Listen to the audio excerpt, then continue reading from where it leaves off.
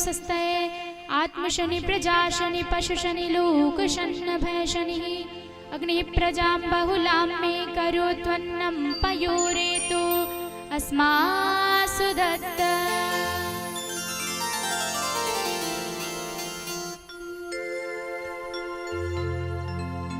श्री भागवत भगवान की है आरती, पापियों को पाप से है तारती।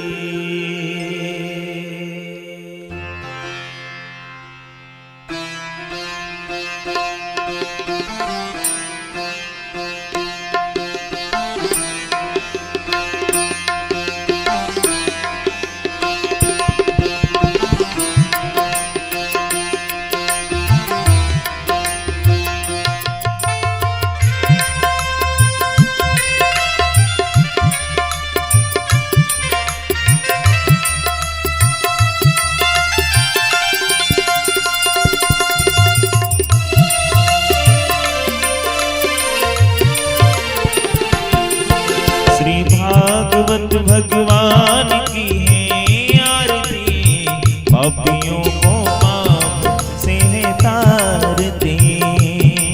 श्री भागवत भगवान की है आरती, पापियों को पाप से है तारती।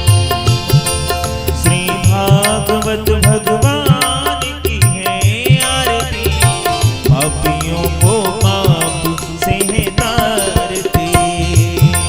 श्री भागवत भगवान की है आरती, पापियों को पाप से है तारती।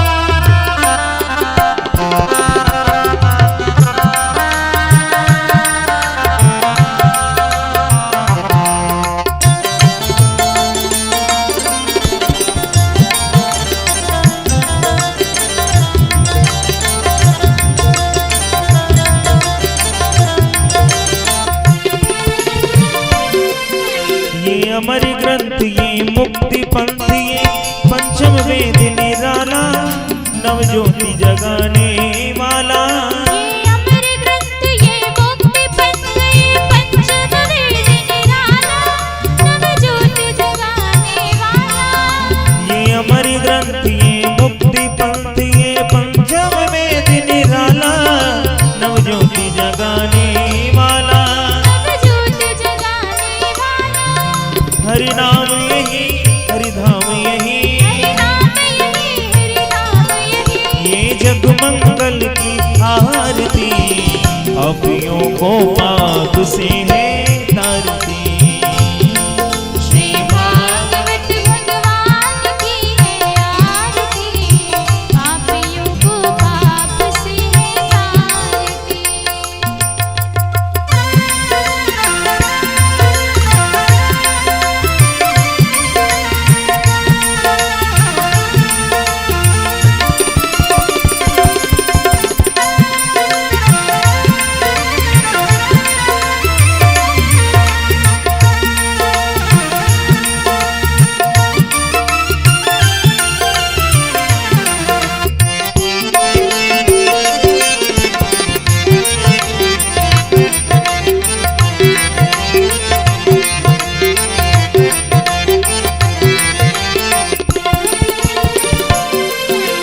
शांति गीत पावन पुनीत, पापों को मिटाने वाला, हरि दर्श कराने वाला। ये शांति गीत पावन पुनीत, पापों को मिटाने वाला, हरि दर्श कराने वाला। ये शांति गीत पावन पुनीत पापों को मिटाने वाला, हरि दर्श कराने वाला, दर्श कराने वाला, ये सुख करने ये दुख हरने, ये सुख करने दुख हरने, श्री मधुसूदन की आरती, पापियों को पाप से है तारती। श्री भागवत भगवान की है आरती, पापियों को पाप से है तारती।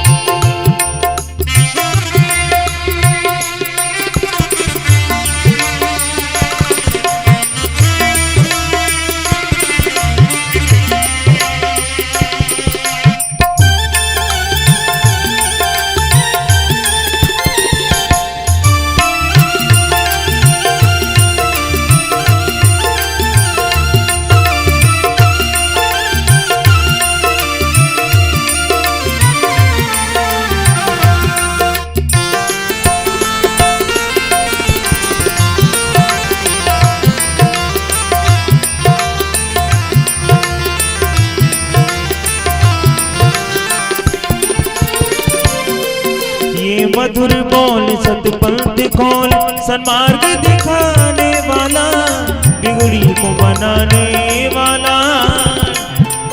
ये मधुर बोल सतपंथ खोल, सन्मार्ग दिखाने वाला, बिगड़ी को बनाने वाला। ये मधुर बोल सतपंथ खोल, सन्मार्ग दिखाने वाला, बिगड़ी को बनाने वाला। बिगड़ी को बनाने वाला, श्री राम यही घनश्याम यही, श्री राम यही घनश्याम यही, ये प्रभु महिमा की आरती, पापियों को पाप से है तारती। श्री भागवत भगवान की है आरती, पापियों को पाप से है तारती। श्री भागवत भगवान की है आरती, पापियों को पाप से है तारती। पापियों को पाप से है तारती, पापियों को पाप से है तारती, पापियों को पाप से है तारती। कर्पूर गौरम करुणावतारम, संसार सारम भुजगेन्द्रहारम, सदा वसंतम हृदयारविन्दे, भवं भवानी सहितं नमामि। त्वमेव माता च पिता त्वमेव, त्वमेव बन्धो च सखा त्वमेव, त्वमेव विद्या द्रविणं त्वमेव, त्वमेव सर्वं मम देव देव, त्वमेव सर्वं मम देव देव। जले निषिद्धलीकरणं पुष्पै देवाभिवन्दनम्, आरोग्यार्थे आत्माभिवन्दनम्। मन्त्रपुष्पाञ्जलिः। ॐ यज्ञेन यज्ञमय जन्तु देवास्तानि धर्माणि प्रथमान्यासन्न तेह नाकं महिमानः, सचन्त्रित्रपूर्वे साध्याः सन्ति देवा, नानासुगन्धिपुष्पाणि यथा कालोद्भवानि च, पुष्पाञ्जलिर्मया दत्त्वा गृहाण परमेश्वर, गृहाण जगदीश्वर। मंत्रपुष्पाञ्जलिं समर्पयामि। बोले श्रीमद्भागवत महापुराण की, बांके बिहारी लाल की, सांवरे सरकार की, राधा रानी सरकार की, वृंदावन धाम की। बोले सियावर रामचंद्र की, पवन सुत हनुमान की, उमापति महादेव की। बोले अयोध्या धाम की। आप सभी लोग अपने अपने स्थान पर बैठ जाएं और बड़े ही भाव से सभी लोग कथा का रसास्वादन करें और अपने जीवन को कृतार्थ करें।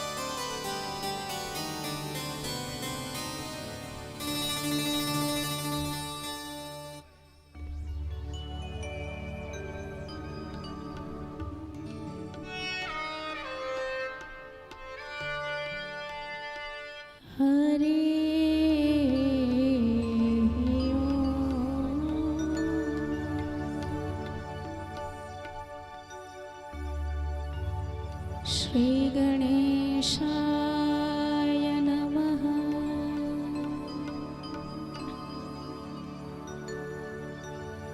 श्री सरस्वत्यै नमः। श्री गुरुचरण कमलेभ्यो नमः।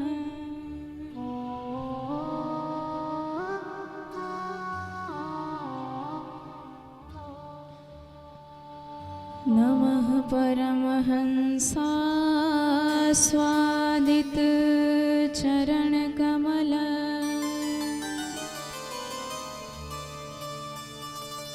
चिन्मकरन्दाय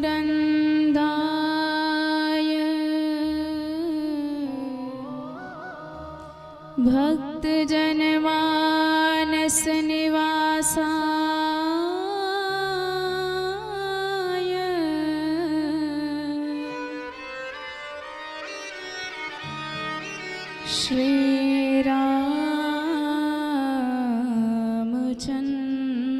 श्रीरामचन्द्राय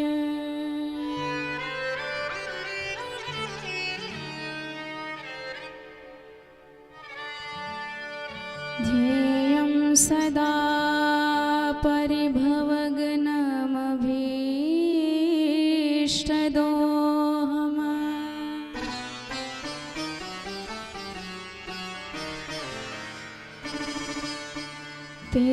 तीर्थास्पदं शिववीरिन् चिनुतं शरणयम्।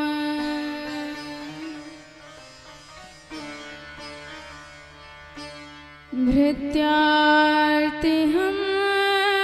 प्रणतपाल भवाब्धिपोतम्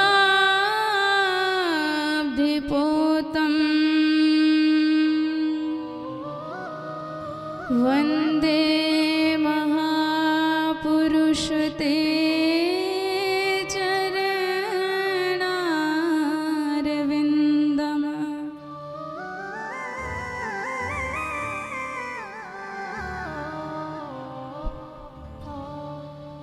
वंशी विभूषितकरान्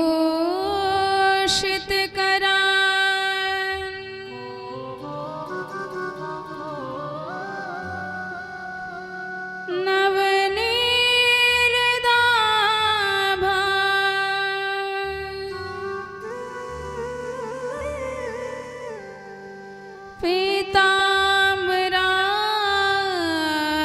पीताम्बरादरुणबिम्ब फलाधिरोष्ठा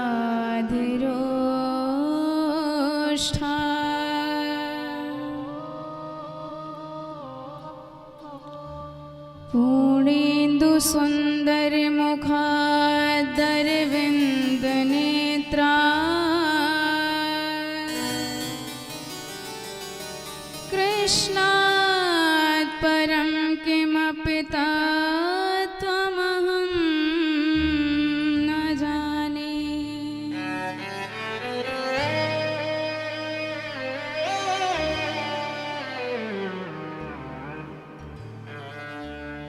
नारायणं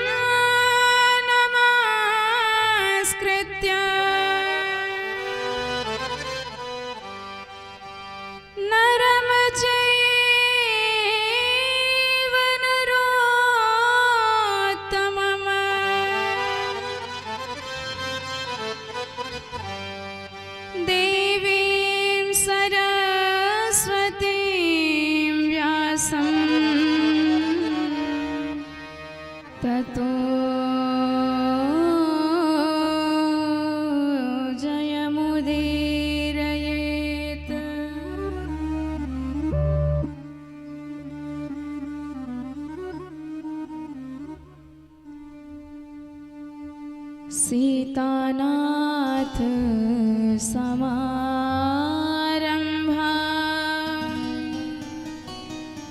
श्रीरामानन्दार्य मध्यमा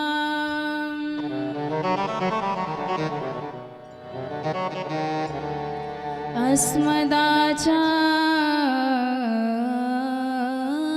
पर्यन्ता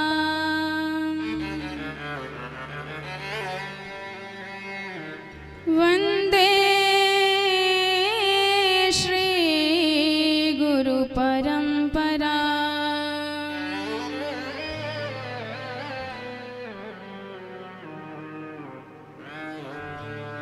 दिव्यम दिव्य कथाकारम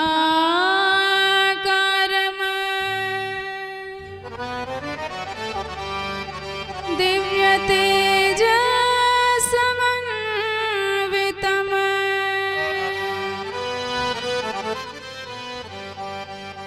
श्री श्याम सुंदर देवाख्यम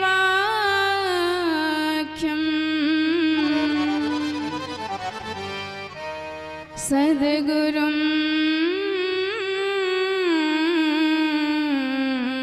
प्रणमाम्यहम्।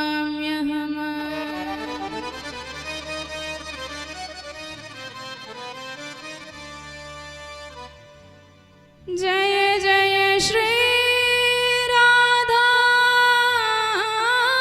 रमण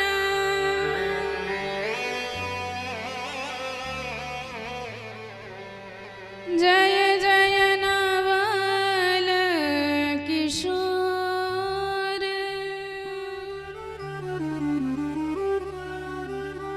जय गोपी चित चोर प्रभु जय जय माखन चोर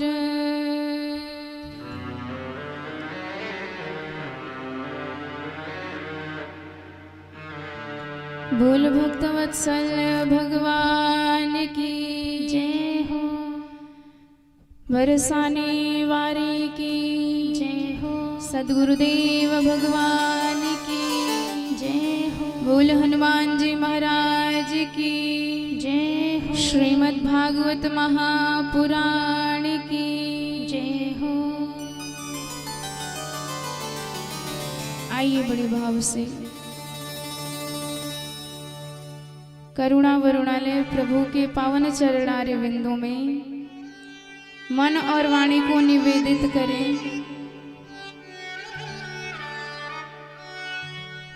सारे सर्वस्व प्रभु को ही स्वीकार करते हुए भगवत कृपा को शीश पर धारण करते हुए तत्पश्चात हम सब आज की इस मंगलमयी कथा में प्रवेश करेंगे।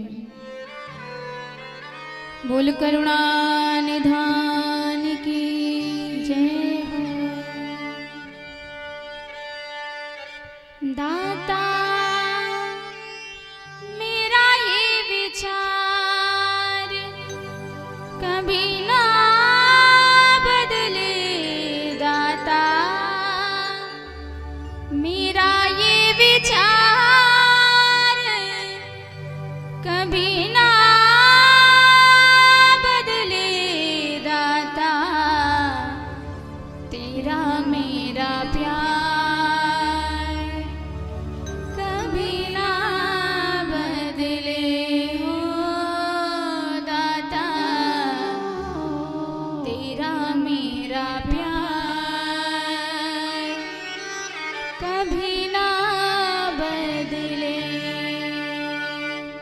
सभी लोग बड़े भाव से गाते हुए दाता तेरा मेरा प्यार कभी ना बदले दाता तेरा मेरा प्यार कभी ना बदले दाता मेरा ये विचार कभी ना बदले दाता मेरा ये विचार कभी ना बदले दाता तेरा मेरा प्यार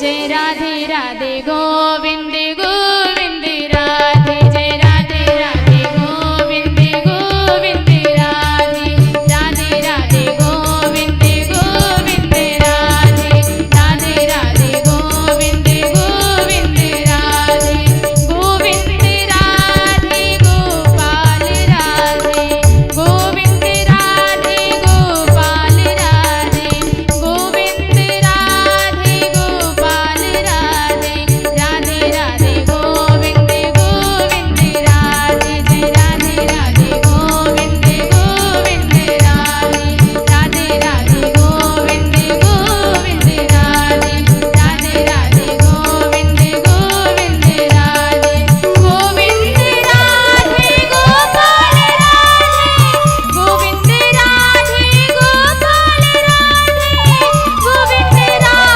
गोपाल राधे गोविंद राधे गोपाल राधे राधे राधे गोविंद गोविंद राधे राधे राधे गोविंद गोविंद राधे राधे राधे गोविंद गोविंद राधे राधे राधे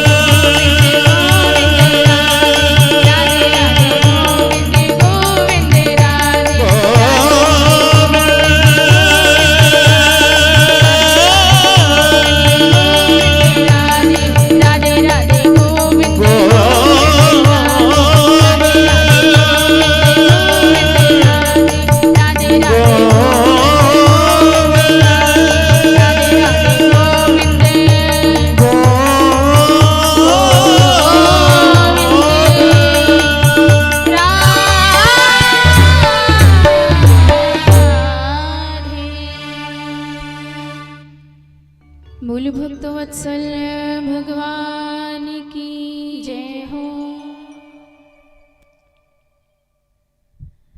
यत पाद पंकज रजः समवाप्य विश्वम्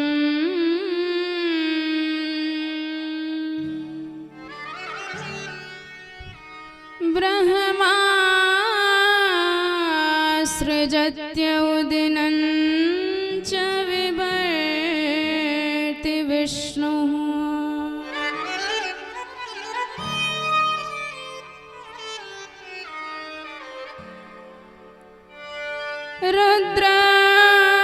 रुद्राश्च संहरति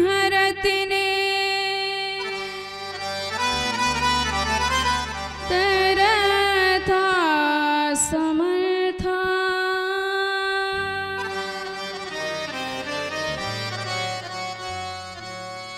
तस्मै नमोस्तु सततम् श्री राधिकायै।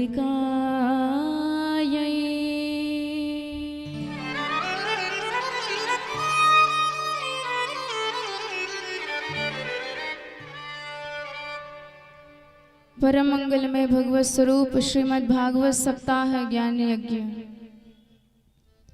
प्रवेश करने से पूर्व अनंत कोटि ब्रह्मांड नायिका जगदीश्वरी जगन माता भक्त हृदयेश्वरी भगवत श्याम हृदय आह्लादिनी वृंदावनेश्वरी रासेश्वरी रसिकेश्वरी बरसाने वाली किशोरी श्री राधा रानी सरकार के चरणार विंदों में बारंबार प्रणति।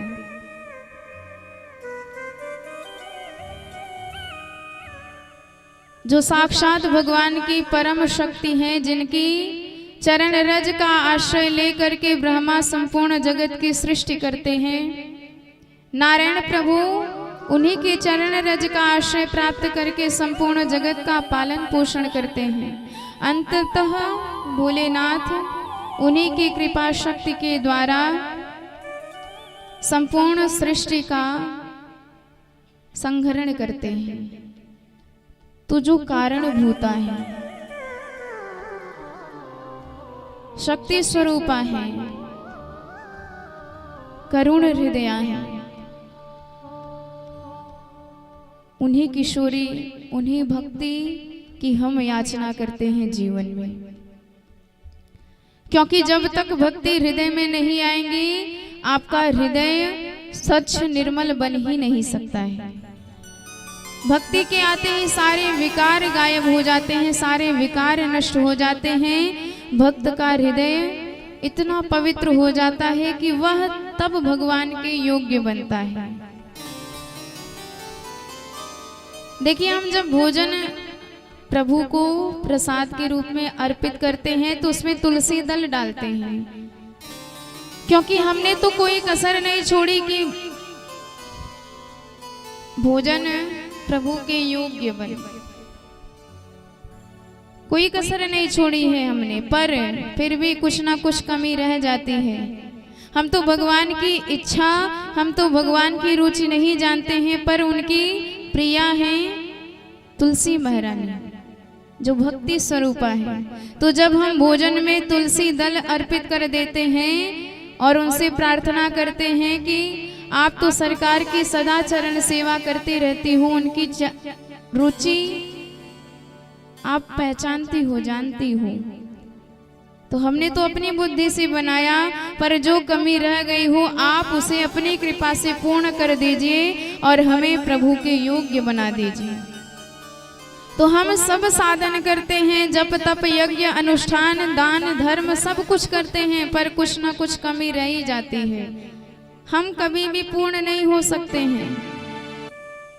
पर जहाँ प्रेम से एक बार भक्ति का स्मरण किया, रही सही कमी पूर्ण हो जाती है। भक्ति के आने के बाद भगवान कोई दोष नहीं देखते हैं, भगवान कोई कमी नहीं देखते हैं, फिर उसे सहर्ष स्वीकार करते हैं। बोले राधा रानी सरकार की जय हो।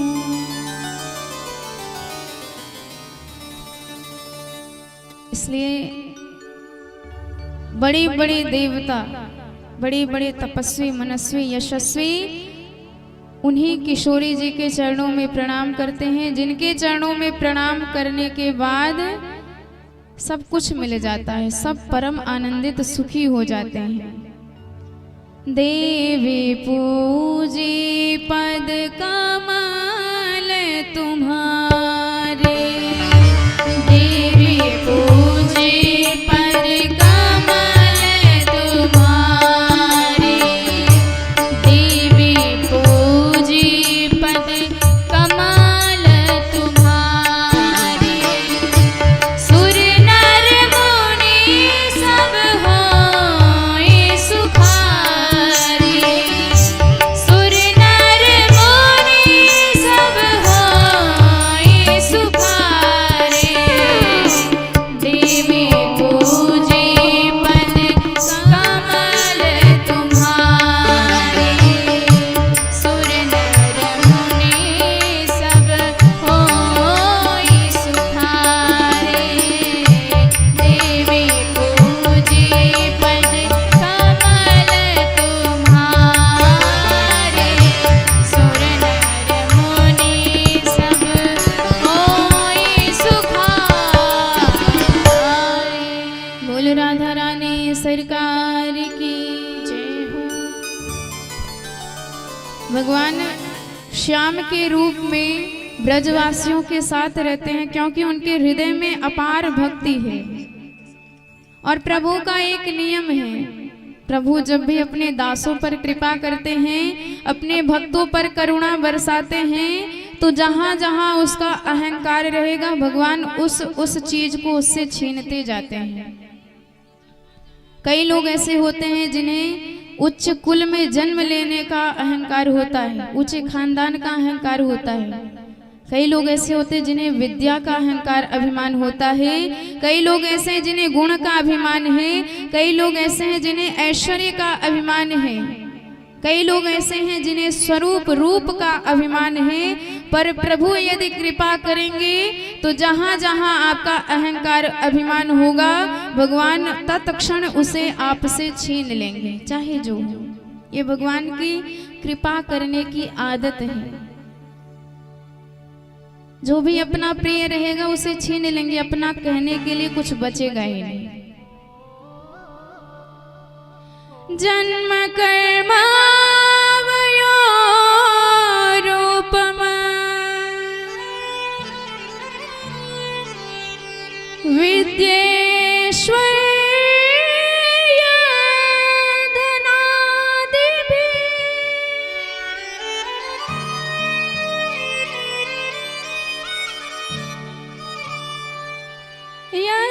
न भवे स्तंभ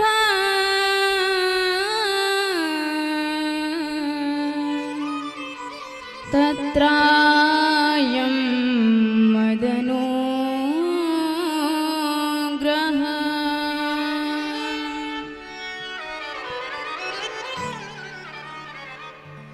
तो अनुग्रह करुणा बरसा के ही उस दास को प्रभु ऐसा बनाते हैं। ये उनकी कृपा करने की आदत है। कभी गर्व रहने नहीं देते भगवान अपने भक्त के हृदय में। इंद्र को भी अहंकार हो गया कि हम इतने बड़े देवता हैं, तो भगवान ने पूजा पर ही प्रतिबंध लगवा दिया। प्राय कई दास ऐसे हैं जब उनसे प्रभु खींचते हैं, छीनते हैं तो उन्हें कष्ट होता है, पर दिया भी उन्होंने है तो लेंगे भी वही। आज जब इंद्र की पूजा रुकी तो इंद्र ने अपने सैनिकों से कहा, जाओ पता लगाओ, प्रतिवर्ष हमारी पूजा हुआ करती थी ब्रज में दीपावली के दिन, इस बार कैसे नहीं हुई। सैनिक आए, वहां तो गोवर्धन नाथ की जय जयकार हो रही है। सब इंद्र के पास गए, कहने लगे महाराज क्या बताएं, आपका पत्ता साफ है, कोई आपका नाम भी नहीं लेने वाला है। सब उस कृष्ण कन्हैया का नाम ले रहे हैं और ये सब हुआ है उस बाल बुद्धि कन्हैया की वजह से। इंद्र क्रोधित हो गया कि मुझ देवताओं के राजा का अपमान किया ब्रजवासियों ने, इसका फल उन्हें भुगतना पड़ेगा। वाचालम बाली संस्तब्धम अज्ञं पंडितमानिनम कृष्णममर्त्योमपाश्रित्य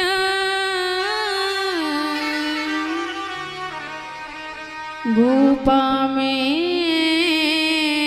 चक्रुरप्रियम।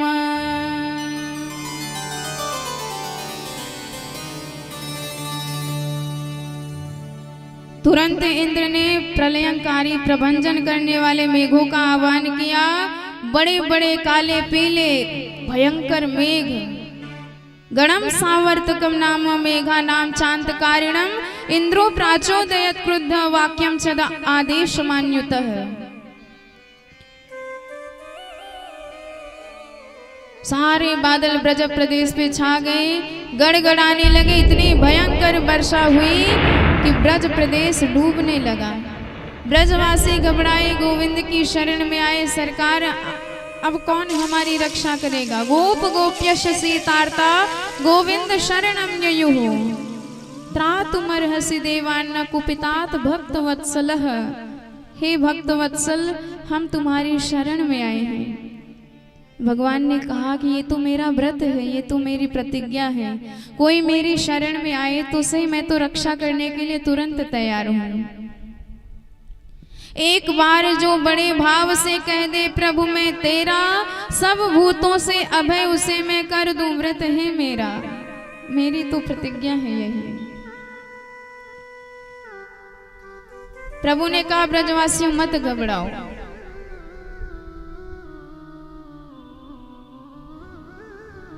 तस्मान् शरणं गोष्ठम मन्नाथं मत्परिग्रहम्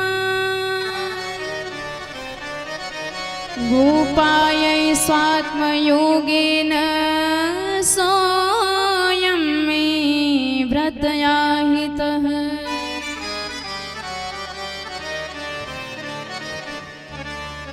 प्रभु सबको लेके गोवर्धन नाथ की तलहटी में आए कि ब्रजवासियों, जिन गोवर्धन नाथ ने अपनी पूजा करवाई है वही तुम सबकी रक्षा भी करेंगे। मेरे देवता ने मेरे कान में एक उपाय बतायो है कि ज्यादा बारिश है रे तो तुम सब मोए उठा के छाता बना लो। सबरे ब्रजवासी हक्के बक्के रह गए, लाला कैसी बात करो, सुबह सुबह भांग खाए के तो ना निकलो। अरे भाई इतने लंबे चौड़े देवता या कुछ छाता कैसे बनाए ले? कन्हैया बोले बन ही जाएंगे, न एक प्रयास करके तो देखो।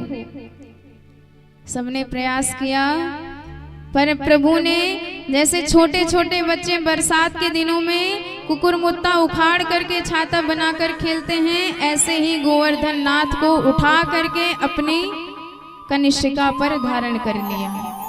और गिरी को धारण करने के कारण प्रभु का नाम पड़ गया गिरिधारी। बोल गिरिधारी भगवान की जय हो। इत्युक्त्वैकेन हस्तेन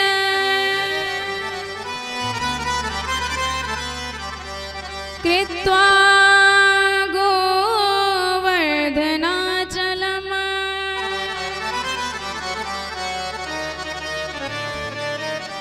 दधार लीलया कृष्ण शत्राकम् इव बालकम्।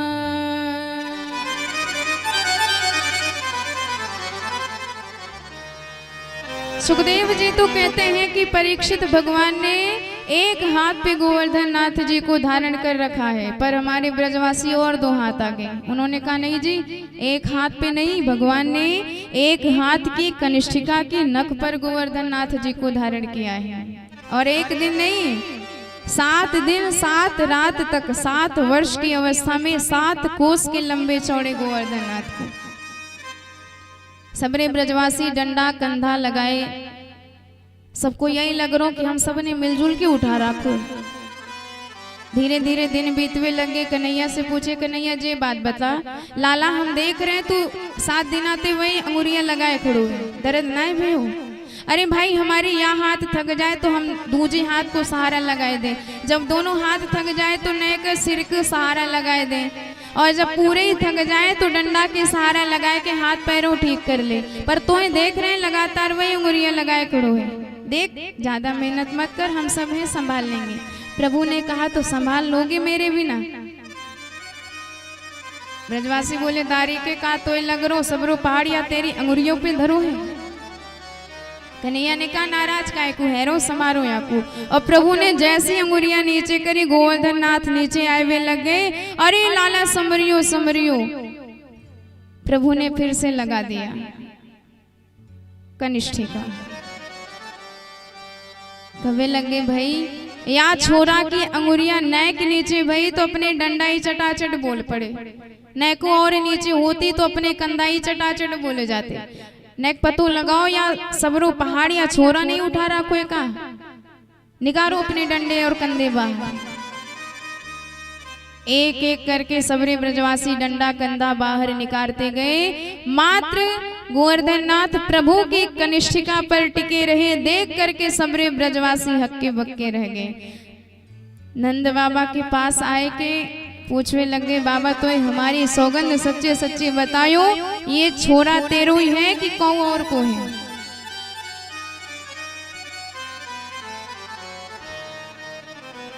क्वसप्तहायनो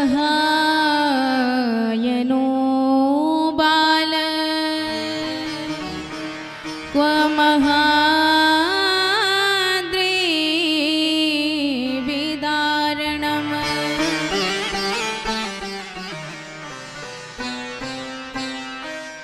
ततो न जायते शंका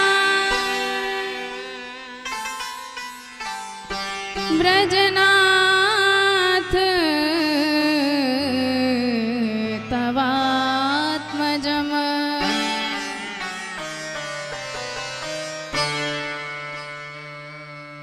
और जब 7 दिन तक बादल बरस बरस के हार गए, इंद्र के पास गए। इंद्र ने पूछा क्या हुआ? सैनिकों ने कहा सरकार जितना था सब ढकेल दिया, कुछ बचा ही नहीं। इंद्र ने कहा भाग जाओ यहाँ से। सब बादल पलायन कर गए, धूप निकल आई। प्रभु ने कहा भाई निकलो बाहर, अब तो धूप भी निकल गया है। सब निकले और भगवान ने जिस सरलता से गोवर्धन नाथ को धारण किया, उसी सरलता से उन्हें पुनः स्थापित भी कर दिया।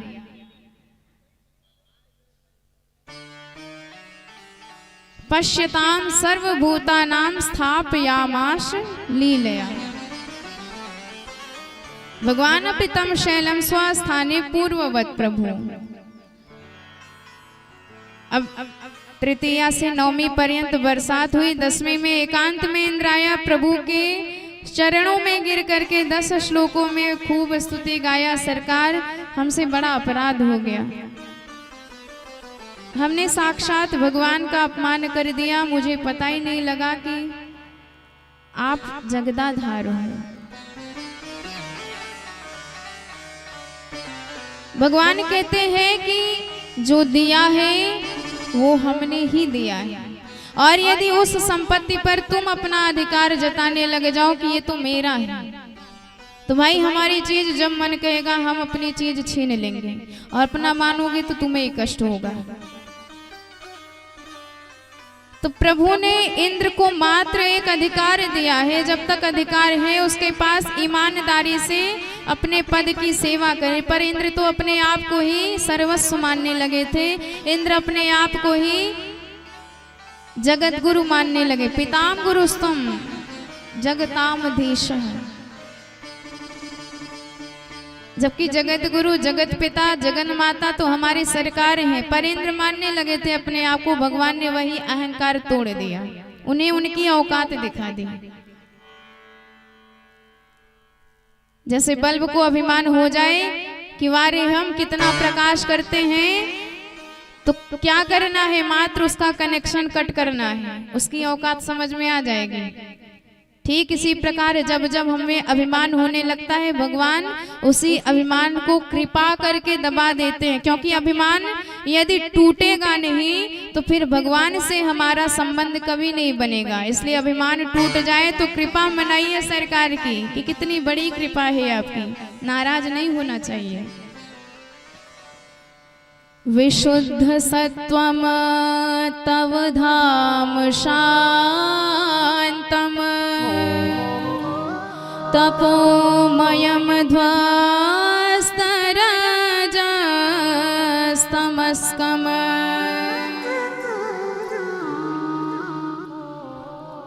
मायामयोऽयम्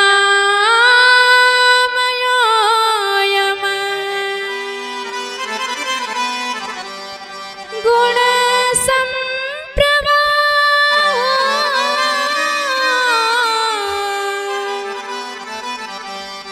न वेद्यते ते ग्रहणानुबन्धः।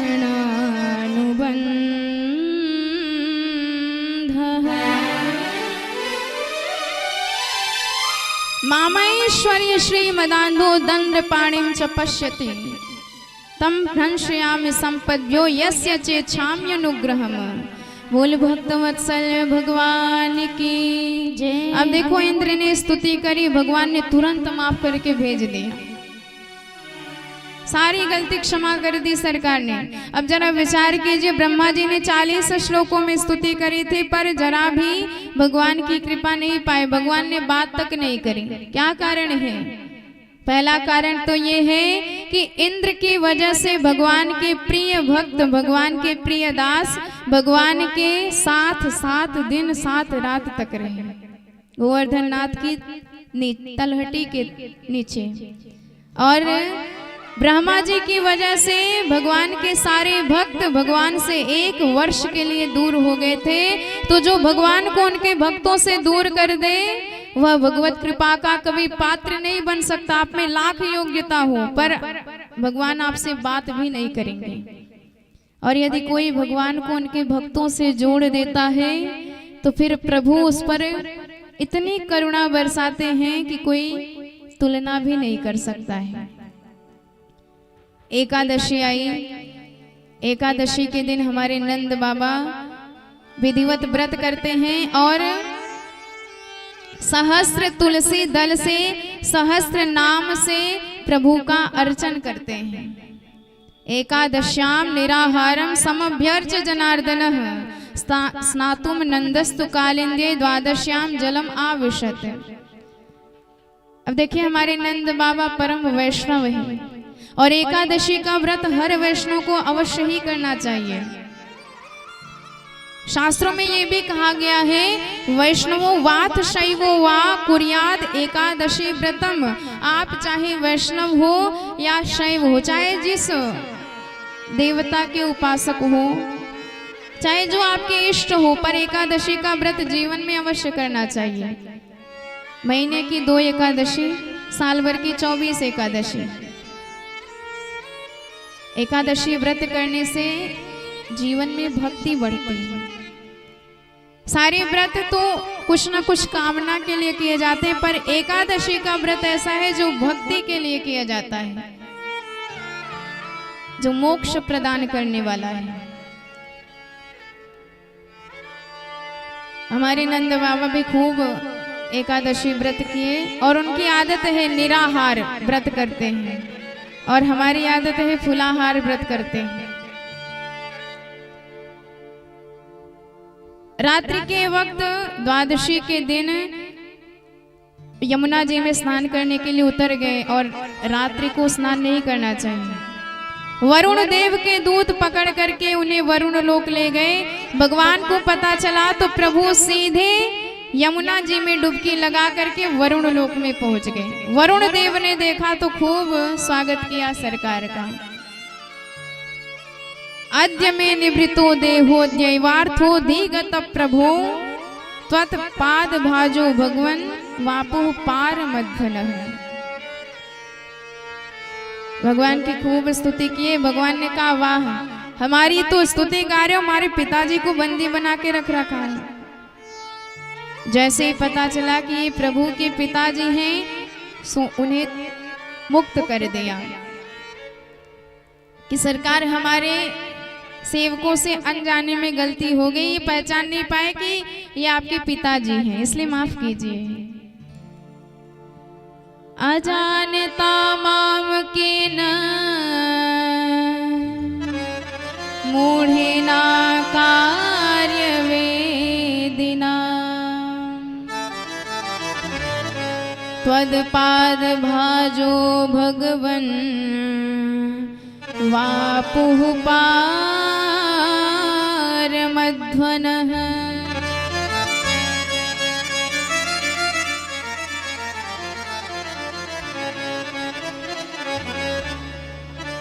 अब भगवान जब पिताजी को लेके आए तब तक तो पूरे ब्रज में हल्ला मच चुका था, सारे ब्रजवासी इकट्ठे, और सब कन्हैया से दूर दूर जा रहे। कन्हैया ने पूछा, भाई क्या बात है, दूर दूर क्यों जा रहे हो? सबने कहा, लाला एक बात कहेंगे, बुरा मत मानना। भगवान ने कहा, कहो।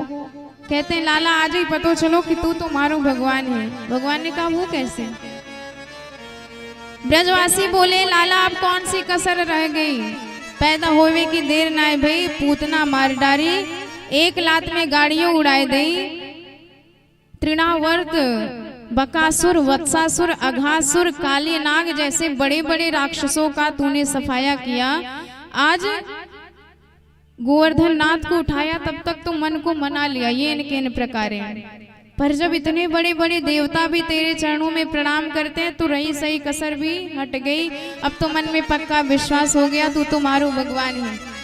देख भाई, अब तेरे साथ कबो बात न करने वाले, कब कौन भगवान को अपराध हो जाए, क्या भरोसा।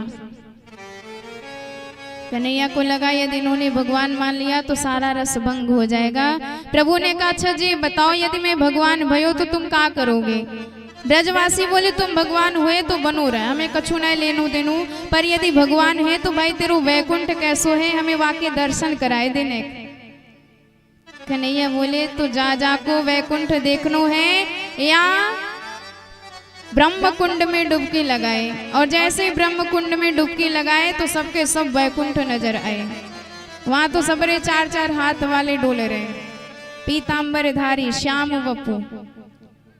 एक ब्रजवासी ने एक प्रभु के दूत से कहा, भाई जी राम राम, और दूत ने तुरंत मुख पे उंगली रखी, मौन मास्ता। हड़बड़ाए गए सबरे, चौरे ये तो अपनी भाषा ही नहीं जान पाए रहो, ये तो काऊ से राम ही राम नाय करे। अरे जब ये अपनी भाषा ही नहीं समझेंगे तो आते कैसे प्रश्न करेंगे कि हमारो लाला किधर है। और परदेश वाली बात है, जिसके साथ आए हैं उसके साथ ही रहना, नहीं तो भटक जाएंगे गली में। किसी ने कहा हर जगह तुम्हारी राम राम थोड़ी चले, अलग अलग देश, अलग अलग भाषा, अलग अलग शिष्टाचार, कहीं राम राम, कहीं राधे राधे, कहीं हर हर महादेव, कहीं जय श्री कृष्ण, कहीं हाय हाय, कहीं बाय बाय, जैसा देश वैसी भाषा। तब तक एक बोलो वो देख कितने बड़े नाक के ऊपर जो बैठा है, आके शक्ल सूरत तो एकदम अपने लाला जैसे देख रहे। दूसरा बोला मैं तो पक्को बोल सकूं अपनो ही लाला है, चलो मिलके आए। और जैसे ही दौड़ लगाए मिलवे के ताई, दूत ने रस्सी बांध दी, जो कुछ पूजा पाठ करना है रस्सी के बाहर से करो। सब वहीं से हाथ पैर जोड़ रहे और देखा कि लाइन में साक्षात चतुरानन ब्रह्मा जी लगे हैं, पंचानन शिव जी लगे हैं, कार्तिकेय खडानन गजानन, देख देख के सब आनंद में मग्न हो गए। नंदादयस्तु तम दृष्ट्वा परमानंद निवृता, कृष्णं च तत्र छन्दोभिः स्तूयमानं सुविस्मितः।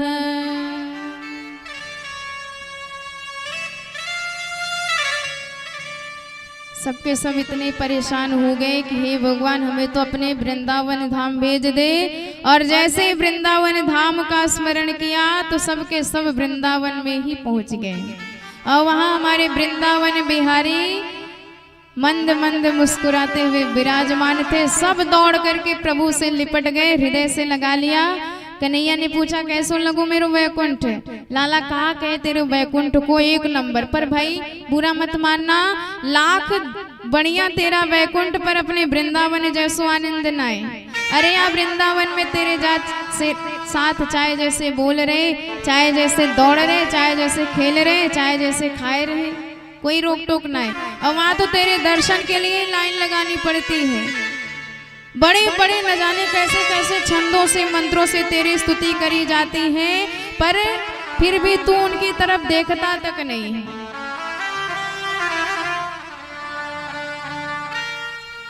तो भाई वैकुंठ के नारायण प्रभु बड़े दुर्लभ हैं, पर हमारे वृंदावन के बिहारी जी बड़े सुलभ हैं।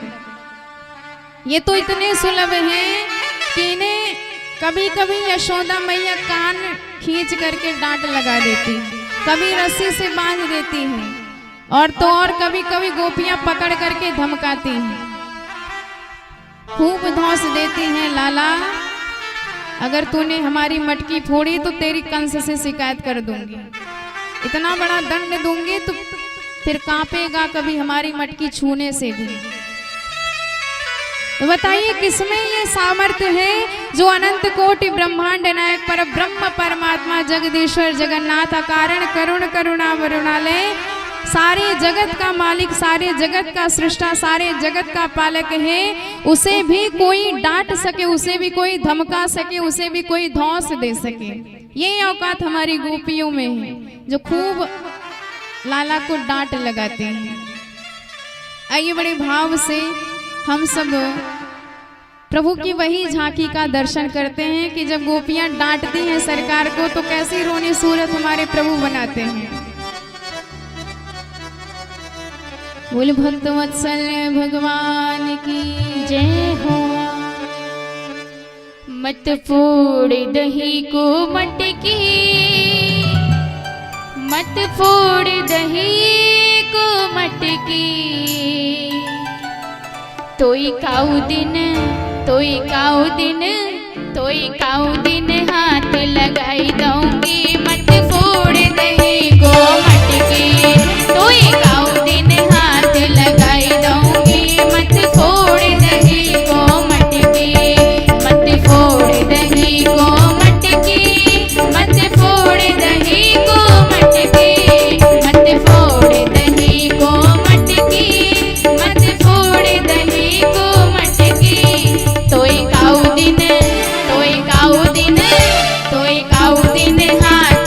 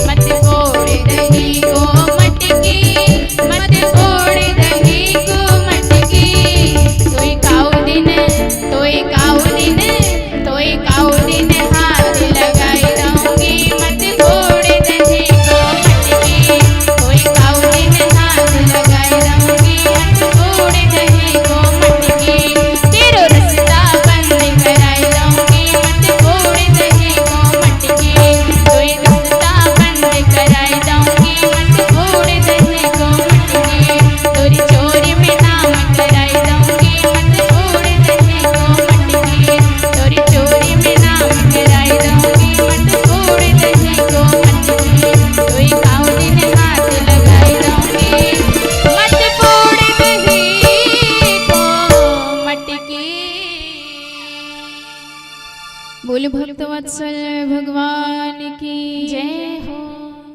तो इस वृंदावन धाम की अनोखी महिमा है। इस वृंदावन धाम की समकक्षता कोई भी तीर्थ, कोई भी लोक नहीं कर सकता है। श्रीमद् वृंदावनम धाम पूर्णानंद रसाश्रयम, ये वृंदावन धाम पूर्ण आनंद, पूर्ण रस का आश्रय है। यहाँ के वृक्ष कल्प वृक्ष के समान, यहाँ के जल अमृत के समान, गौवे सुरभि कामधेनु के सदृश, और जितने भी नर नारी हैं सब राधा माधव के ही स्वरूप हैं। प्रेम की पिपास देख देख निज प्रेमियों की, प्रेम का समुद्र सीमा तोड़ के बहाया है। भावुक रसीले जन निराश ना होंगे अब, कामना की पूर्ति हेतु कल्प तरु लगाया है। चिंतामणि जड़ित चारु चादर बिछा ही जहां, भांति प्रतिभांति कुंज कुंज से सजाया है। भारत का भूषण तिलक तीनों लोक का, भक्तों के वास हेतु वृंदावन बनाया है। ऐसा वृंदावन धाम है। बोल श्रीमद् वृंदावन धाम की जय हो। अत्र प्रविष्ट सकलोपि जंतु हो, सच्चिद आनंद घन मापनुपैति। यहाँ प्रविष्ट करने वाले सभी छोटे मोटे जीव जंतु सच्चिदानंद स्वरूप हो जाते हैं। यहाँ जिसने भी प्रवेश किया जीवन में अथाह भक्ति, अपार भक्ति हृदय में प्रवेश कर जाती है। यदि हृदय निर्मल हो तो भक्ति का इससे बड़ा स्थान और कोई नहीं हो सकता है। और यही वह दिव्य स्थल है, वही दिव्य धाम है जहाँ पर बड़े बड़े रसिकों को भी दुर्लभ महारास संपन्न हुआ। सुखदेव महाप्रभु प्रभु के महारास में प्रवेश करते हैं। 5 अध्यायों में दिव्य महारास का वर्णन किया गया है। और इस रास पंचाध्यायी का जो भी बड़े भाव से स्मरण करता है, उसके हृदय के सारे काम विकार नष्ट हो जाते हैं, जीवन में परम भक्ति प्राप्त होती है। हम सब भी उसी महारास पंचाध्यायी में प्रवेश करेंगे और अपने जीवन को परम धन्य व सार्थक बनाएंगे। बोल रास विहारी भगवान की जय हो।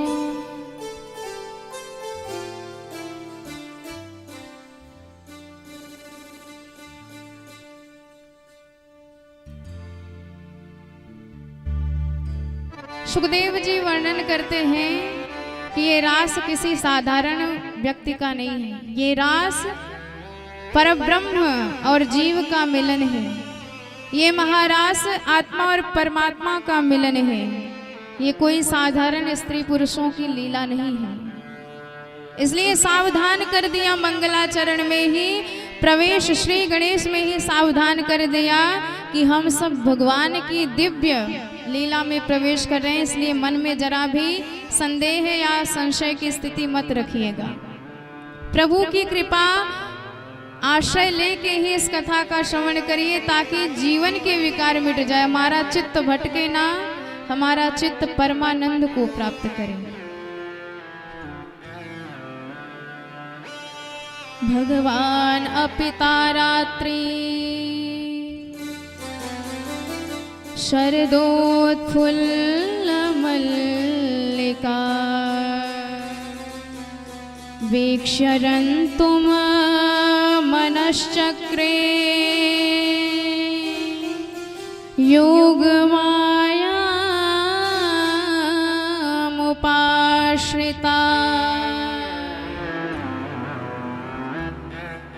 वीक्ष्यरन्तुम मनश्चक्रे योगमायामुपाश्रिता।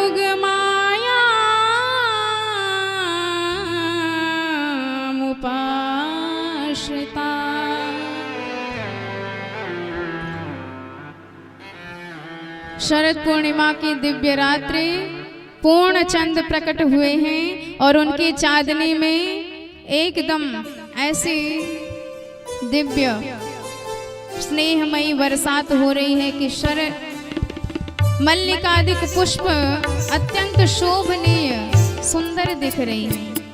इतना आनंद भगवान ने जैसे ही उस दिव्य छटा को निहारा, आज रमण बिहारी के हृदय में इच्छा जागृत हुई कि हम सब वाम अपनी गोपांगनाओं के साथ विहरण करेंगे, रमण करेंगे।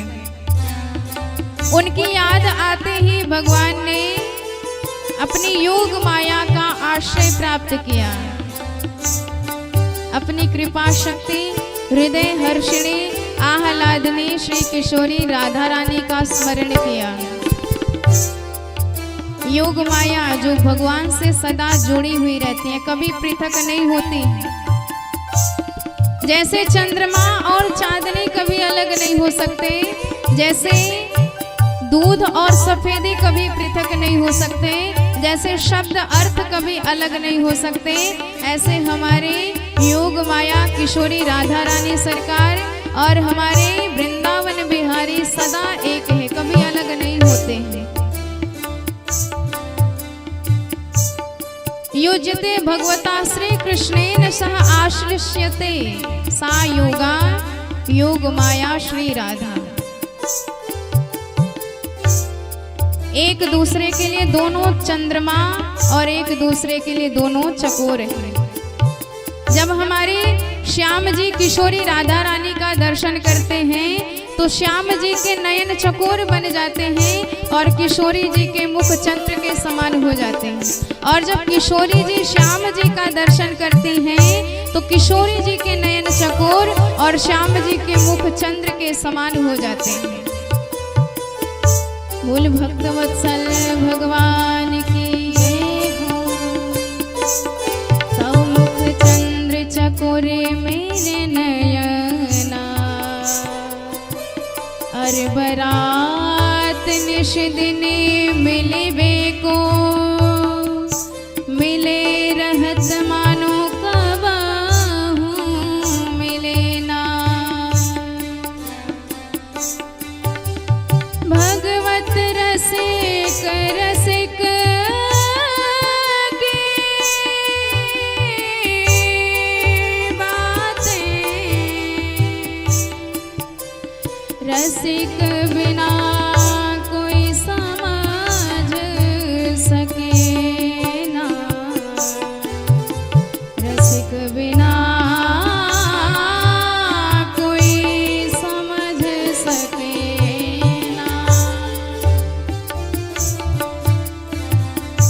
आज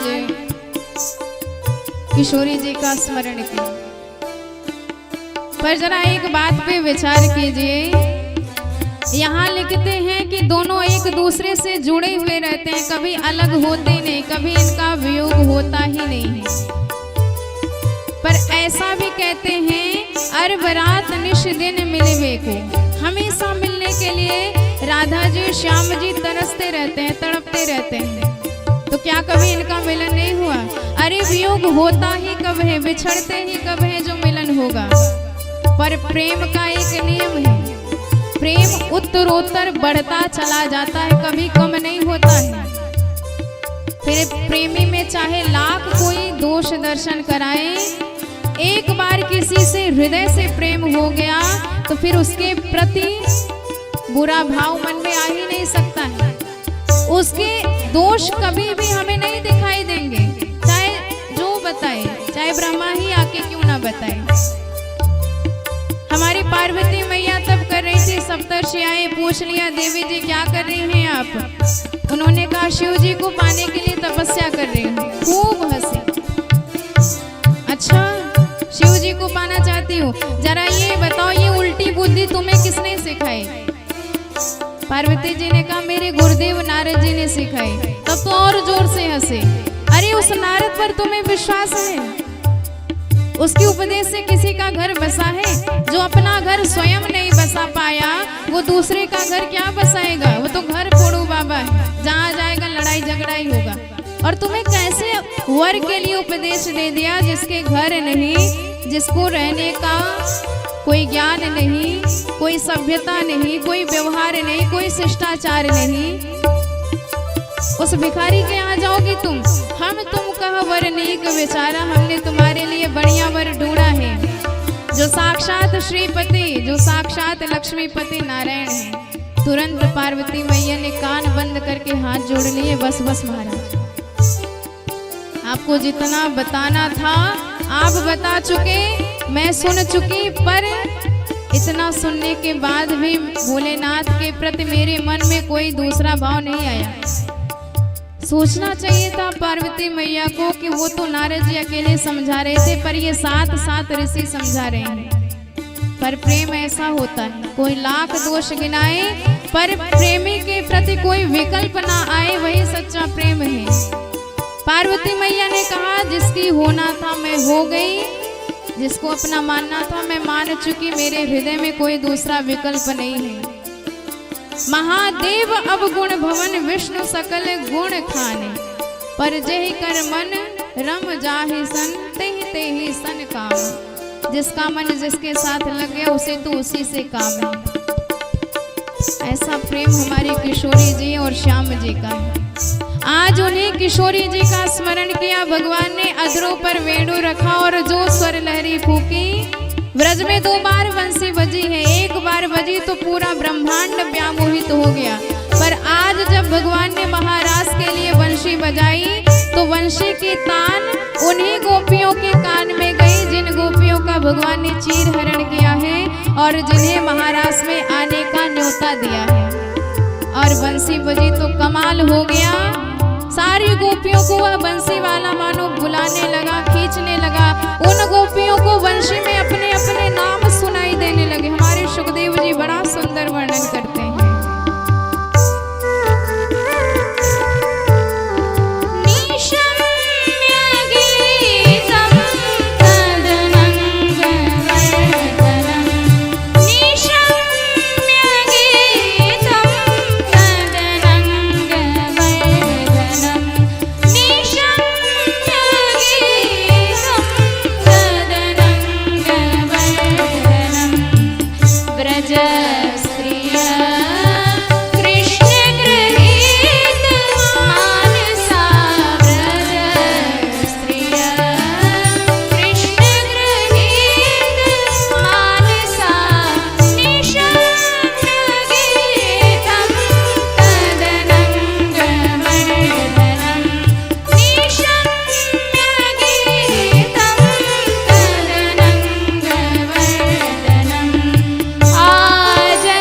मोर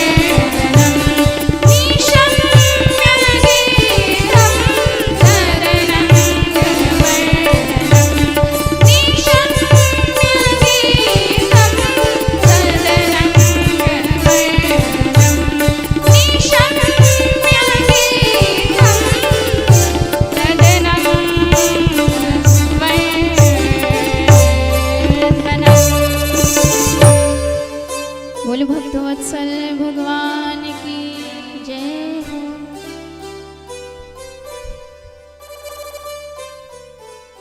आज जब बंसी बजी तो गोपियां अपने काम कर रही हैं, पर भगवान का ध्यान आया तो तुरंत काम छोड़ के बावली होके प्रभु के पास दौड़ी गई। एक गोपी भोजन बना रही थी, चूल्हे पे कढ़ाई चढ़ाई हलवा बना रही थी। भगवान ने बंशी बजाई, ऐसी मती बोराई कि कलछी उठाई, चूल्हे पे कढ़ाई चढ़ाई वैसे ही छोड़ दी, प्रभु की तरफ दौड़ लगाई।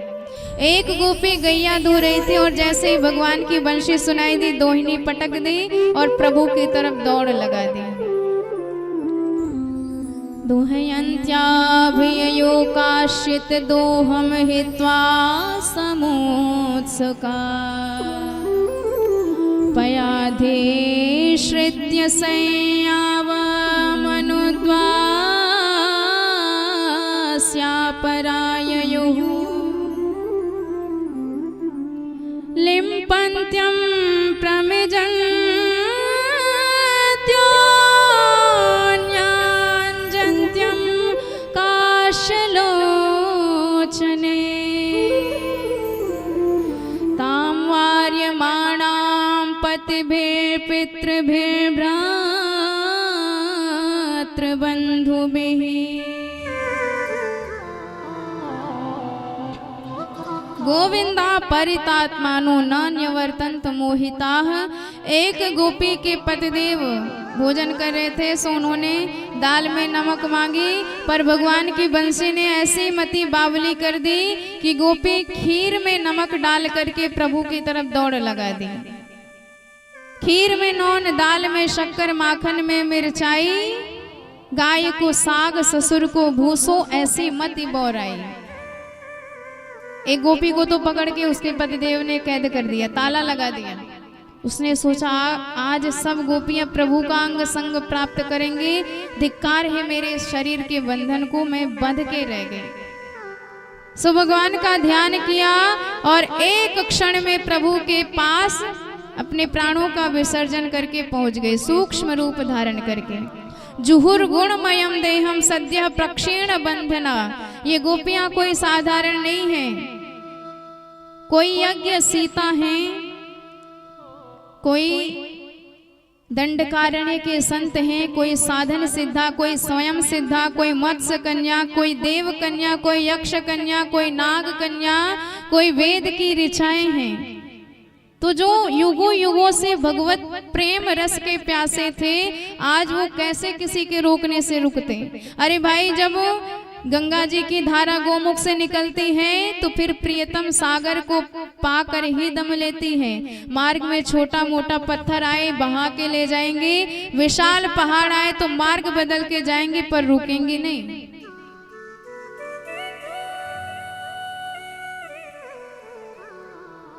आज जब गोपियों का झुंड प्रभु के समक्ष उपस्थित हुआ, भगवान ने देखा तो बड़े भाव से उन सबका स्वागत किया।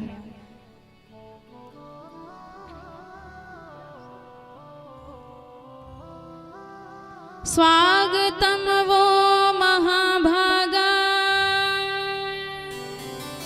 प्रियम किम करवाणि वा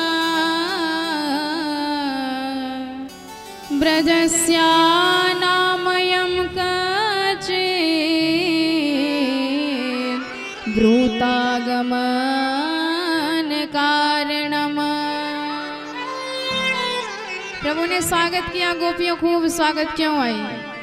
गोपियां बेचारी मौन, बोलती बंद हो गई, क्या उत्तर दे। अरे भाई, जिन्होंने न्योता दिया उन्हें तो पता होना चाहिए किस लिए हमें बुलाया है आपने।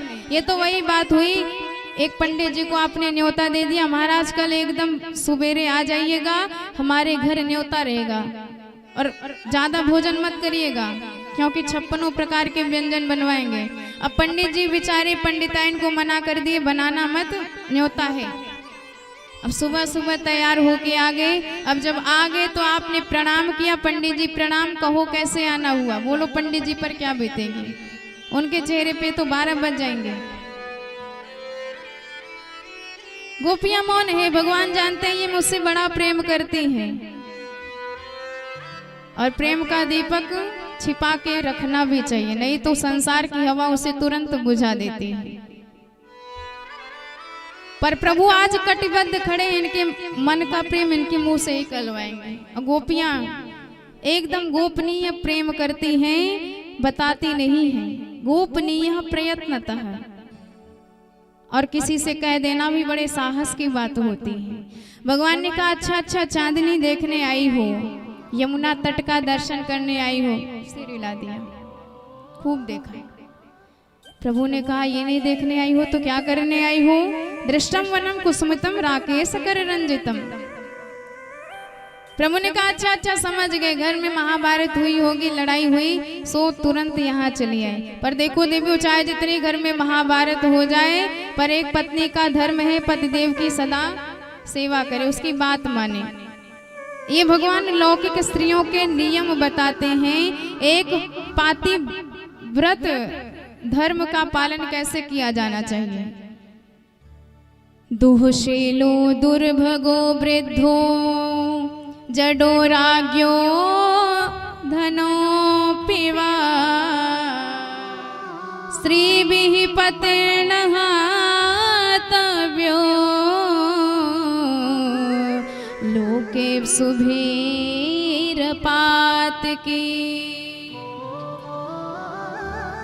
प्रभु कहते हैं कि अपना पतिदेव चाहे जैसा हो, चाहे दुशील हो, चाहे रोगी हो, लोभी हो, क्रोधी हो, लाख दोष हो उसमें, पर स्त्री भी पतिर्न हातव्यो, ऐसे उपति करके अपमाना, नारी पाव जमपुर दुख नाना। ऐसे पति का भी अपमान करने पर वह स्त्री नरक की अधिकारिणी होती है। भगवान ने साधारण स्त्रियों के धर्म बताए। गोपियों ने सिर हिलाया, सरकार कोई महाभारत नहीं हुई। प्रभु ने कहा तो क्यों आई? हमसे मिलने के लिए चली आई, हमारे प्रेम के नाते दौड़ी चली आई। देखो देवियों, अति परिचयाद अवज्ञा, जहाँ बहुत निकटता हो जाती है वहाँ प्रेमी में दोष दर्शन होने लग जाता है, फिर वो प्रेम वो बात नहीं रह जाती है। इसलिए मुझसे दूर से प्रेम करो, मेरी कथाएं आपस में कह लिया करो, मेरे दर्शन कर लिया करो शाम सुबह, पर यूं भाग के मत आया करो, बदनाम हो जाओगी पूरे संसार में।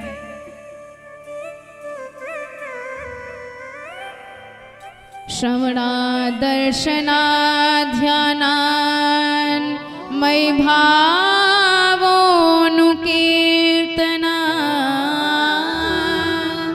न तथा सन्निकर्षेण प्रत्ययात ततो गृहान्। भगवान ने 10 श्लोकों में पूछा क्यों आई, गोपियां एकादश श्लोकों में उत्तर देती हैं यूं आई। भगवान की बोलती बंद कर दी।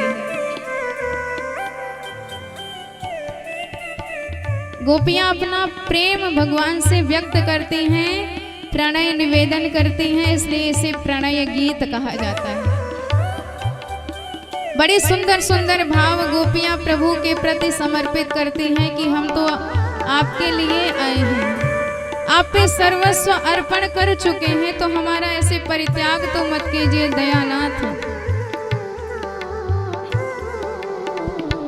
मयिवं विभोर्हति भवान् गदितुं नृशंसम् संत्यज्य सर्वविषयान्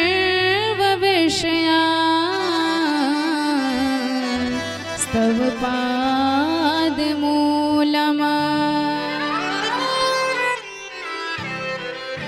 भक्ता भजस्व दुर्वान् ग्रहमान् त्यजास्मान् देवो यथादिपुरुषो भजते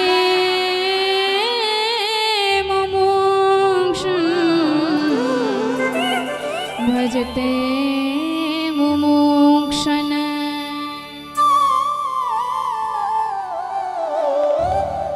गोपियां कहती हैं कि सरकार, हमारा आना आपको इतना बुरा लगा? जब से हम आई हैं, भाग जाओ, चली जाओ, एक ही शब्द तुम्हारे मुख से सुन रही हैं। अरे मधुराधिपते रखिलम मधुरम, मधुरता की मूर्ति हो, कुछ तो मीठी वाणी बोलो। जब से आए हैं, करेले जैसा कड़वा शब्द क्यों आपके मुख से निकल रहा है? इतने कठोर भी मत बनिए। गोपियां अपने चरण के नख से धरती कुरेद रही हैं। भगवान ने कहा, ये क्या कर रही हो? बिंबा धुराण चरणेन भुवम लिखंत्य। गोपियां कहती हैं, गड्ढा खोद रहे हैं, गड्ढा बन जाएगा तो इसी गड्ढे में हम कूद जाएंगे। कम से कम जीते जी नहीं तो मरने के बाद तो आपकी प्राप्ति अवश्य होगी। जिसका ध्यान करते हुए मरेंगे वही मिलेगा। भगवान ने कहा, बावली तो पहले बताते, मैं फावड़ा लेके आता, बढ़िया से गड्ढा खोद देता। अब चरणों से कब तक गड्ढा खोदेगा? गोपियां कहती है, ज्यादा कठोर मत बनिए, इतने भी निष्ठुर मत बनिए। अरे कम से कम समय लगेगा, आपको दया आएगी, बेचारी हमारे लिए कितनी रो रही हैं, तो उस नाते तो आप कभी ना कभी हम पर प्रेम बरसाओगे ही। किस लिए आस छोड़े, कभी ना कभी मेरे सरकार तुम भी बदल जाओगे। नाथ कितने रहोगे कड़े, एक दिन देख कर प्रेम अश्रु पिघल जाओगे। गोपियां कहती हैं, एक बात कहेंगे सरकार आपसे, यदि आपको आग बुझाना नहीं आता तो दूसरे के घर में आग लगाइए भी मत। भगवान ने कहा, गोपियों कैसे कैसे आरोप लगा रही हो, हमने कब तुम्हारे घर में आग लगाई? गोपियां कहती, बस बस करो सरकार, यही तो तुम्हारी लीला है, करते भी और स्वीकार भी नहीं करते, मानते भी नहीं हो। अरे तुमने नहीं लगाई आग तो और किसने लगाई है? संसार के जितने भी प्राणी हैं, सबके हृदय में काम की अग्नि दबी हुई रहती है, कोई भी इससे बचा नहीं है। जैसे पहले के जमाने में माताएं हमेशा माचिस का प्रयोग नहीं करती थी, अग्नि को राख के नीचे दबा करके सुरक्षित रखती थी, जिंदा रखती थी, और सुबह होते उसी अग्नि पर ईंधन रखती, और जब ईंधन सुलगने लगता तो फूकनी से फूक मार करके उसे जीवित कर देती थी, अग्नि प्रकट हो जाती थी। गोपियां कहती हैं, सरकार हमारे भी हृदय में काम अग्नि दबी हुई थी, पर जब आपने यह त्रिभुवन विमोहिनी छटा का दर्शन कराया, अवलोकन कराया, आपकी प्यारी सांवली सूरत का दर्शन करते ही हमारे वह काम अग्नि सुलगने लगी। अभी भड़की नहीं है, मात्र सुलग रही थी, यहाँ तक तो ठीक था, पर आप इतने कठोर हो, इतने निष्ठुर हो, इतने निर्दयी हो कि आपने अपनी फूकनी वंशी से जो स्वर लहरी छेड़ी, अब उस ध्वनि को सुन करके हमारी यह काम अग्नि भड़क गई है, हमारी यह सुलगती हुई अग्नि भड़क गई है। गोपियां कहती हैं कि सरकार, इसे ऋक्ष अग्नि कहा जाता है। देखिए, यज्ञ में स्वाहा तभी होगा जब अग्नि जलती रहेगी, पर इतनी भी अग्नि ना हो जाए कि मंडप ही जल करके भस्म हो जाए। जब ज्यादा अग्नि बढ़ती है, पंडित जी छींटा मार के उसे शांत कर देते हैं। गोपियां कहती हैं, आज इस अग्नि को आपने शांत नहीं किया तो हम जल कर कर भस्म हो जाएंगे। यह अग्नि तुम्हारी लगाई हुई, तुम्हारे सिवा ये बुझाएगा कौन? परिवार कुटुंब से नाता तजा, उनमें हमको अपनाएगा कौन? मेरे श्याम दया निधि छोड़ तुम्हें दिनों पे दया बरसाएगा कौन? आहो प्रीतम प्यार तुम्हारे बिना अधरामृत पान कराएगा कौन? आज गोपियों ने अपने मन के भाव स्पष्ट कर दिए सरकार से। सिंचांगना स्वदधरा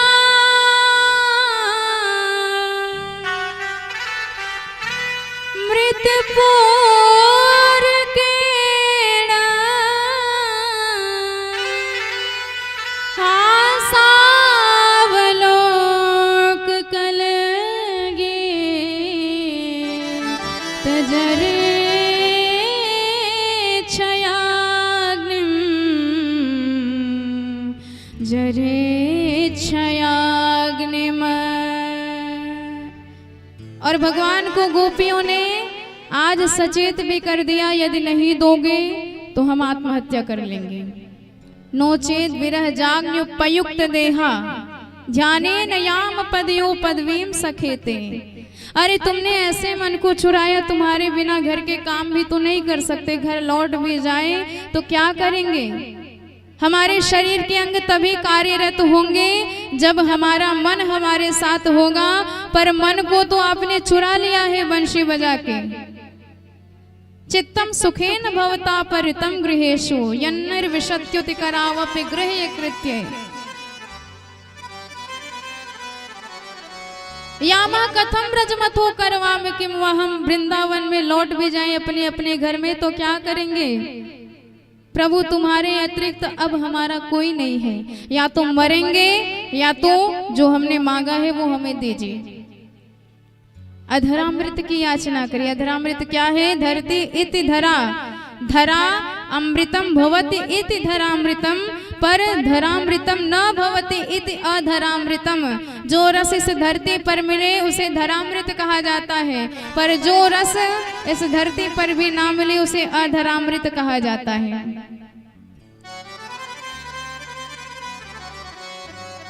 भगवान समझ गए कि ये गोपियां लौटने वाली नहीं। सुबाहु प्रसार परिरंभ कराल कोरु निविस्त नाल भन नर्म नखाग्र पाते हैं। भगवान अपनी वामाओं के साथ विहरण करना थिरकना प्रारंभ किए, पर उसी वक्त कामदेव प्रकट हुआ और उत्तम भयम रतिपतिम रमयांचकार है। भगवान ने कामदेव को उल्टा लटका दिया। प्रभु का नाम पड़ गया अच्युत। ना च्यवती स्वरूपात अच्युतः। बोल अच्युत भगवान की जय हो। अब सारी गोपियों के मन में मान हुआ कि देखो देखो ब्रह्मांड के नायक कैसे हमारे इशारे पर थिरक रहे। एक गोपी के मन में सम्मान हुआ और भगवान उसी गोपी को लेके गायब हो गए। अंतर्हिते भगवती सहसैव ब्रजांगना, क्योंकि हृदय से सबका हित चाहते हैं। थोड़ी सी कसर है, अभी थोड़ा सा और तड़पना पड़ेगा, थोड़ा सा और अभी तपना पड़ेगा। और जैसे ही सरकार उनके मध्य से गायब हुए तो उनको ऐसा लगा कि मानो हमारे प्राण निकल गए हो। जैसे मछली को जल से बाहर कर दीजिए तो छटपटाने लग जाती है, तड़पने लग जाती है। ऐसी हालत गोपियों की हो गई। विरह की स्थिति में उन्हें ये नहीं समझ में आता किससे बात कर रही है, कौन जड़ है कौन चेतन है। वृक्षों से पूछती हैं, पीपल से पूछ रही, बरगद से पूछ रही है, तुलसी से पूछ रही है कि ए बहन तू ही हमारे प्यारे का पता बता दे, क्योंकि उनके बिना जिया नहीं जाता है।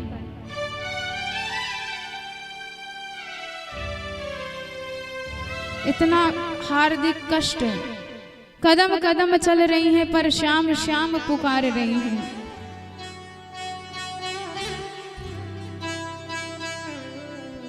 थोड़ा और आगे बढ़ी तो 2 चरण चिन्ह दिखाई दिए। गोपियों को लगा कि प्रभु किसी के साथ गए हैं, कोई उनके साथ गई है, किसी का श्रृंगार किया है, फूल बिखरे हुए हैं। जलन होने लगी, ईर्ष्या होने लगी कि कौन है जो हमारे प्यारे को हमसे दूर लेके गया। अरे उसे ये तक नहीं समझ में आया कि वो किसी के जीवन के सहारे हैं, छीन करके हमसे ले गए।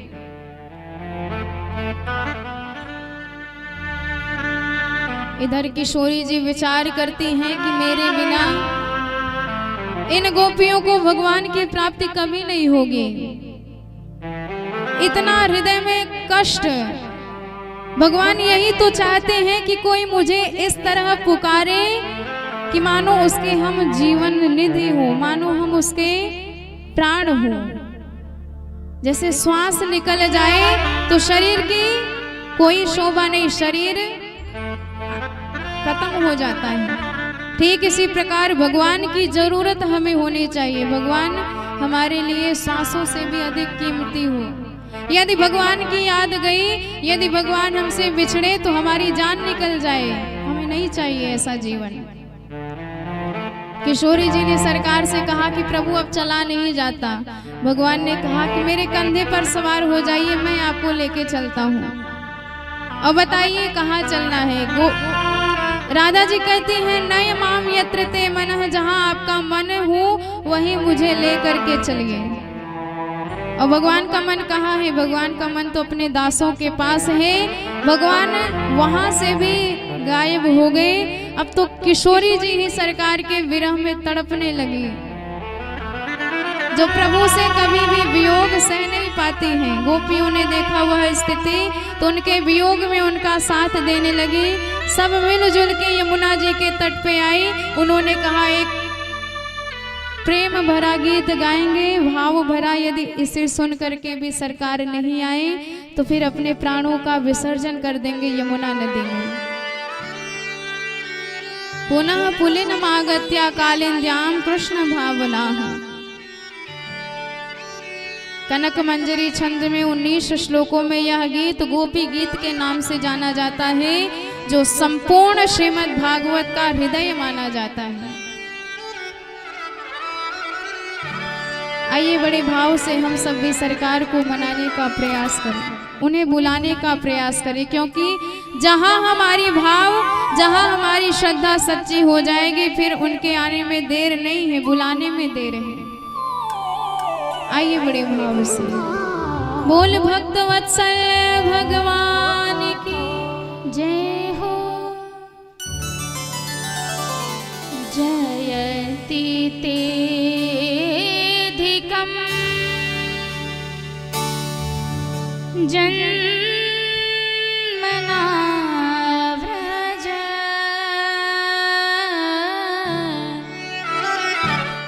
श्रयत इंदिरा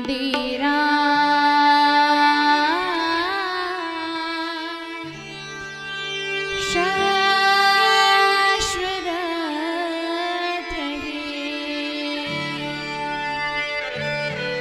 दयित दृश्यता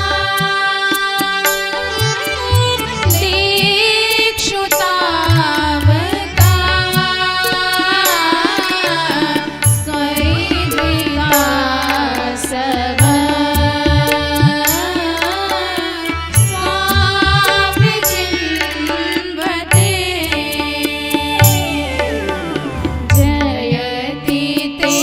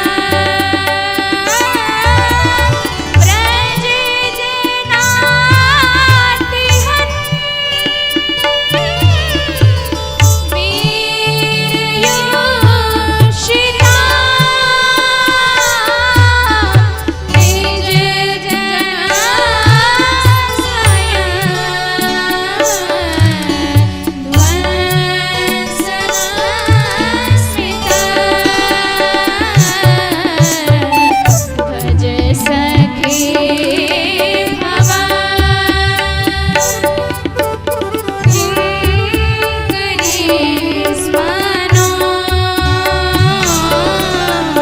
जलरुहाननं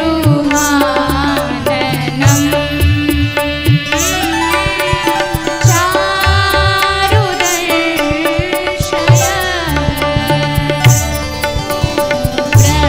प्रणतदेहिना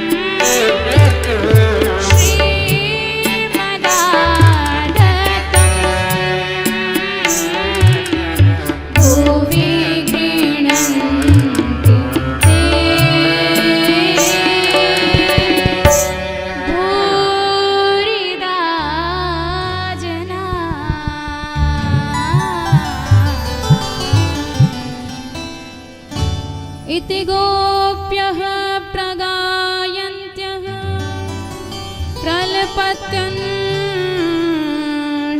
चित्रधार रुरुदुः सुस्वरा राजन्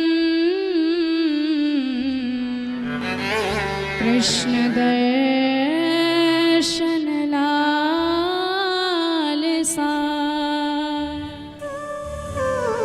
कृष्ण दर्शन लालसा।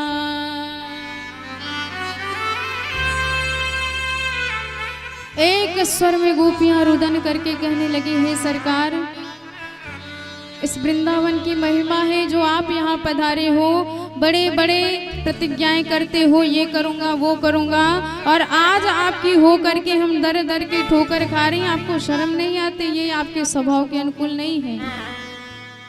अरे तुम यशोदा मैया के बेटे हो, कितने स्नेहमयी, कितने वात्सल्यमयी, कितनी ममतामयी, करुणामयी है, और तुम इतने निष्ठुर हो, इतने कठोर हो। तुम्हारे नयन शरद पूर्णिमा में खिले हुए सरोवर में विकसित सरसिज कमल की तरह थे, उनमें मिलन की दिव्य भावनाएं थी। हम उन्हीं नयनों को देख करके तृप्त होना चाहते थे, पर आपने तो हमारी मन की इच्छा ही नहीं पूर्ण करी। उसे अधूरा छोड़ करके हमें बिलखता हुआ, तड़पता हुआ, रोता हुआ छोड़ करके चले गए आप। आपको लगता है हमें कोई कमी है, हमें कोई दोष है, तो सरकार आपके चरण में वो कमाल है। एक बार काली की फड़ाली पर आप थिरके तो सारे उसने विष का वमन कर दिया। तो वही चरण हमारे हृदय पर भी रख दीजिए। जितने भी दोष हैं, विकार हैं, विषय हैं, सब दूर हो जाएंगे। पर जो आपको ये सर्वस्व मानते हैं, उन्हें इस तरह तड़पाइए तो मत। मानो भगवान कहना चाहते हैं कि तुम बार बार कहती हो तुम्हारे बिना जी नहीं पाएंगे, मर जाएंगे, ये करेंगे, वो करेंगे, तो जी क्यों रही हो? अब तक तो जिंदा हो। गोपियां कहती अच्छा मर जाना ही आपके प्रेम की निशानी है, पूर्ण प्रेम की निशानी। भगवान कहते हैं हाँ, अरे दशरथ जी को प्रेम था, हम नहीं आए तो राम राम कह के प्राण त्याग दिया, ऐसा प्रेम होता है। गोपियां कहती है तो सीता जी का कैसा प्रेम था आपसे? सरकार ये नयन लालची है, ये नयन आपका दर्शन करना चाहते हैं, ये कान आपको ही सुनना चाहते हैं, ये हृदय आपसे मिलना चाहते हैं। तो प्राण कहाँ से निकल पाए? जब भी निकलना चाहते हैं तो ये नयन कपाट लगा देते हैं पलकों के और अटक करके रह जाते हैं, हमारे प्राण नहीं निकल पाते हैं।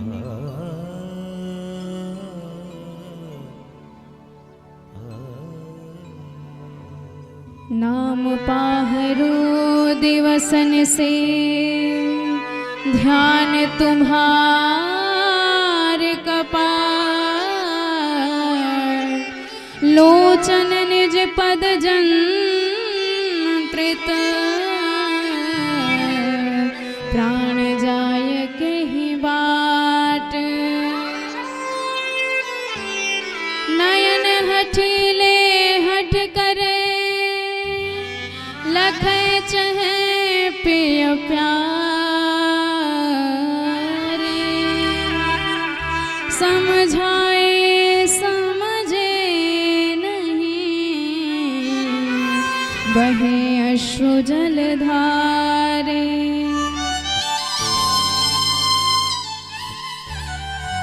एक स्वर में गोपियां रुदन करने लगी, ठीक है सरकार नहीं आना है मत आइए, पर कम से कम भागिए तो मत। भागोगे तो आपके चरणों में कंकड़ चुभेंगे, कांटे चुभेंगे, चुभेंगे आपके पैरों में, पर कष्ट होगा हमारे हृदय में। यत्ते सुजात चरणाम्बुरुहं स्तनेषु, भीता सने प्रिय दधीमहि कर्क सेसु, तेना टवि मटसि तद व्यथते न किंस्वित् कूर्पादिभिर्भ्रमति दीर्घवदायु खाम्नः। और जब भक्त भगवान को इस भाव से पुकारे तो प्रभु उसे रोता हुआ छोड़ के नहीं सह सकते।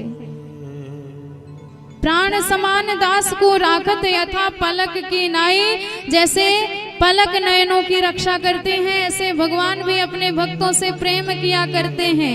आज जब प्रेम संपूर्ण हो गया, पुष्ट हो गया, सह नहीं पाए भगवान भक्तों की व्यथा, तुरंत हमारे करुणा निधान प्रकट हो गए। जो मन को मत देता है, उस कामदेव के मन को भी मत दे रहा है भगवान का वह दिव्य वेश। तासा मावे भूषौरी,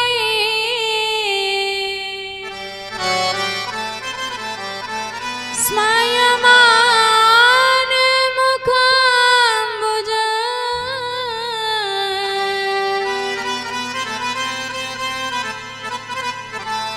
पीताम्बर धर स्रग्वे,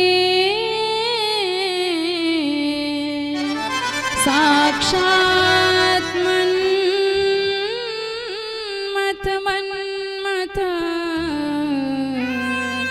साक्षात् मन्मथ।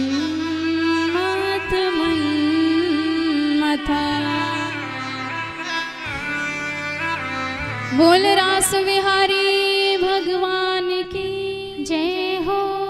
तन्वः प्राण विवागतम। गोपियों को ऐसा लगा मानो मरे हुए शरीर में पुनः प्राणों का संचार हो गया। रीझ गए सरकार को देख करके प्रभु क्षमा मांगते हैं। तासाम आविर्भूत शौरी, अर्थात भगवान ने प्रकट होते हुए कहा कि गोपियों क्षमा करना, माफ करना, हमने तुम्हें इतना तड़पाया, पर जब तक विरह की आग ना लगी हो तब तक मिलन का सुख नहीं समझ में आता। और जितनी गोपियां उतने भगवान प्रकट हो गए। जैसे नीले नीले आकाश में बिजलियां चमक पड़ती हैं, ऐसे ऐसे श्यामांग प्रभु के बीच बीच में एक एक गौरी गोपिकाएं दमक रही हैं बिजली की तरह। हमारे सुखदेव जी तो अपने शब्द छटा में नाचने लगे। पादन्यासर भुज विदुत भी सस्मित भ्रू विलाशय भज्जन मध्य शल कुछ पटय कुंडलैर गंडलोलय स्विद्यन मुख्या कवर रचना ग्रंथया कृष्ण वधु गायन्त्यस्त्यम तडित इवता मेघ चक्रे विरेजु। भोलेनाथ भी पधारे महाराज में, पर गोपियों ने कहा निकलो महाराज जी बाहर। भगवान ने कहा एक मौका दो, हम भी बहुत बढ़िया ठुमका लगा लेते हैं। गोपियों ने कहा पुरुष प्रवेश वर्जित, दाढ़ी मूछ वाले बाबाओं का कोई काम नहीं। महादेव से रहा नहीं गया, तुरंत गए यमुना जी में स्नान किए, लहंगा फरिया पहने, 1.5 हाथ की चुनरी का घूंघट डाले, गोपी बन के आए। भगवान ने जब देखा, विचार किया ये मोटी तगड़ी गोपी कहाँ से आएगी, पहचान गई तो हमारे महादेव हैं। बड़े भाव से स्वागत किया, आओ आओ गोपेश्वर महादेव। तो बताइए जहाँ साक्षात कामारी महादेव हो वहाँ काम का प्रवेश हो ही कैसे सकता। आइए बड़े भाव से हम सब महाराज में अपने मन को लगाएं।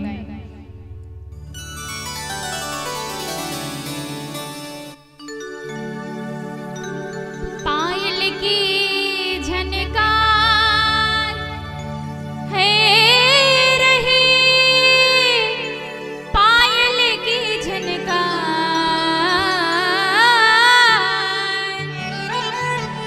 पायल की झनकार है रही, पायल की झनकार। हुए सो हुए सो हुए सो रास रचो वृंदावन है रे पायल की झनकार, ऐसो रास रचो वृंदावन है रे पायल की झनकार। पायल की झनकार है रे पायल की झनकार, पायल की झनकार है रे पायल की झनकार। हुए सो हुए सो हुए सो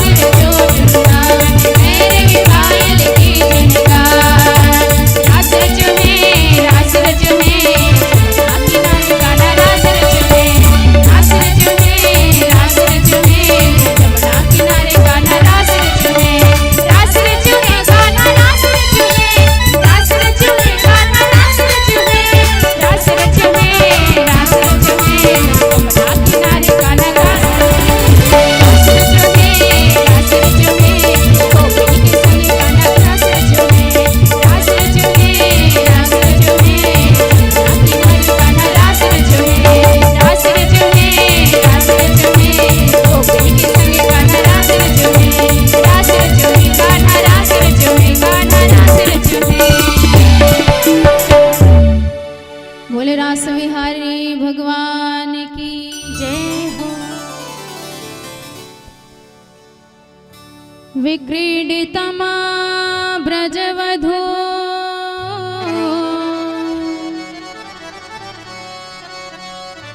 भिरेदं च विष्णोः।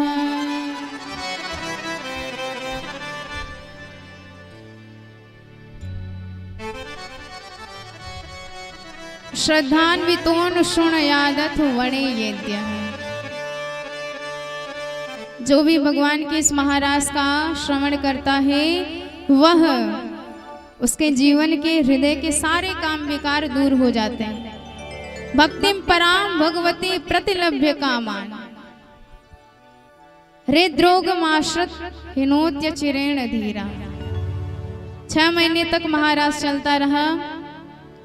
अब आगे वर्णन आता है कि एक बार ग्वाल बाल नंद बाबा के साथ अंबिका वन गए पूजन करने मैया का, तो एक सर्प ने नंद बाबा के पैर पकड़ लिए और जैसे कन्हैया ने उसे छुआ तो वह एक दिव्य पुरुष के रूप में प्रकट हुआ। उसने बताया कि अहम विद्याधरम कश्चित सुदर्शन नाम इति श्रुतः। मैं सुदर्शन नाम का विद्याधर हूँ। मैंने एक संत का अपमान किया था, सो उसी संत के श्राप की वजह से सर्प बनना पड़ा। धन्य है संत के श्राप जिन्होंने मुझे अयोग्य को भी आज भगवान का दर्शन करा दिया।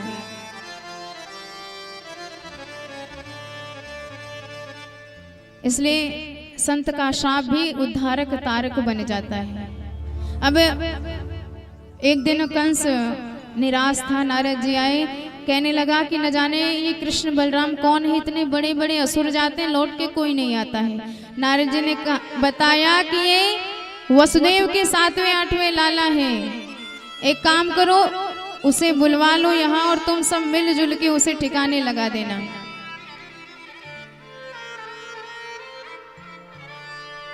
अब जैसे ही कंस ने अक्रूर जी को बुलवाया और उन्हें कहा कि तुम जाओ दोनों बालकों को यहाँ मेला घूमने के बहाने लेके आओ।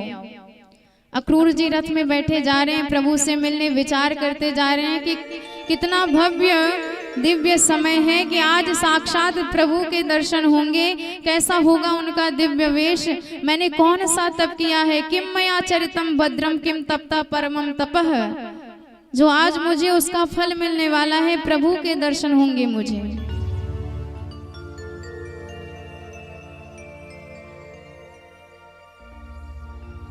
द्रक्ष्यामि नूनम सुकपोल नासिकाम स्मितावलोका ऋण कंज लोचनम मुखम मुकंदस्य गुडालकावृतम प्रदक्षिणम में प्रचरन्ति वै मृगाः।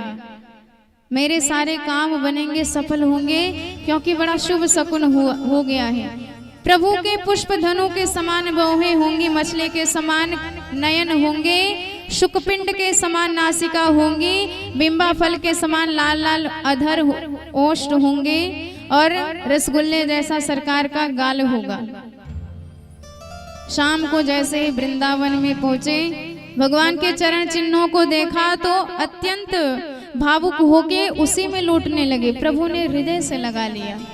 कुशलता पूछी, बोल नहीं पाए। भगवान समझ गए जब तक कंस है तब तक कुशलता कहा। समझाया कि हम चलेंगे पर पिताजी को ये बात मत बताना, उन्हें मेला की ये बात बताना। अब तो नंद बाबा भी ब्रजवासियों समेत मथुरा का मेला भ्रमण करने गए, पर इधर हमारे कन्हैया और बलराम जी अक्रूर जी के साथ रथ में बैठ के जा रहे हैं। गोपियों ने पहले तो रास्ता रोक लिया, जाने नहीं देंगे, पर भगवान ने उन्हें सांत्वना दी, परसों आ जाएंगे, आज जाएंगे, कल घूमेंगे, परसों आ जाएंगे, तब जाने दिया।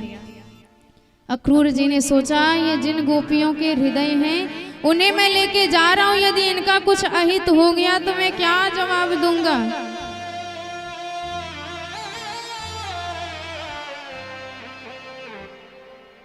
पर ठीक है, भगवान ने सोचा कि इन्हें अपने स्वरूप का दर्शन कराना होगा। यमुना जल में स्नान करने के लिए गए तो साक्षात भगवान शेष शैया पर शयन करते दिखाई दिए। अक्रूर जी ने देखा तो भगवत्ता समझ में आई कि ये तो जगदाधार है, सर्वशक्तिमान है, इनसे अब मुझे कोई संदेह, कोई संशय नहीं करना चाहिए, अवश्य कंस का नाश कर देंगे।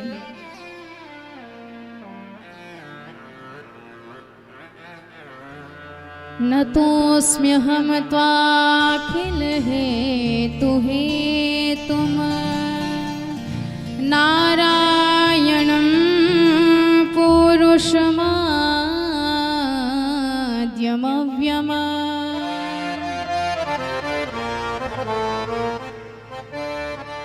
यन्नाभिजाता दर्विन्द कोशा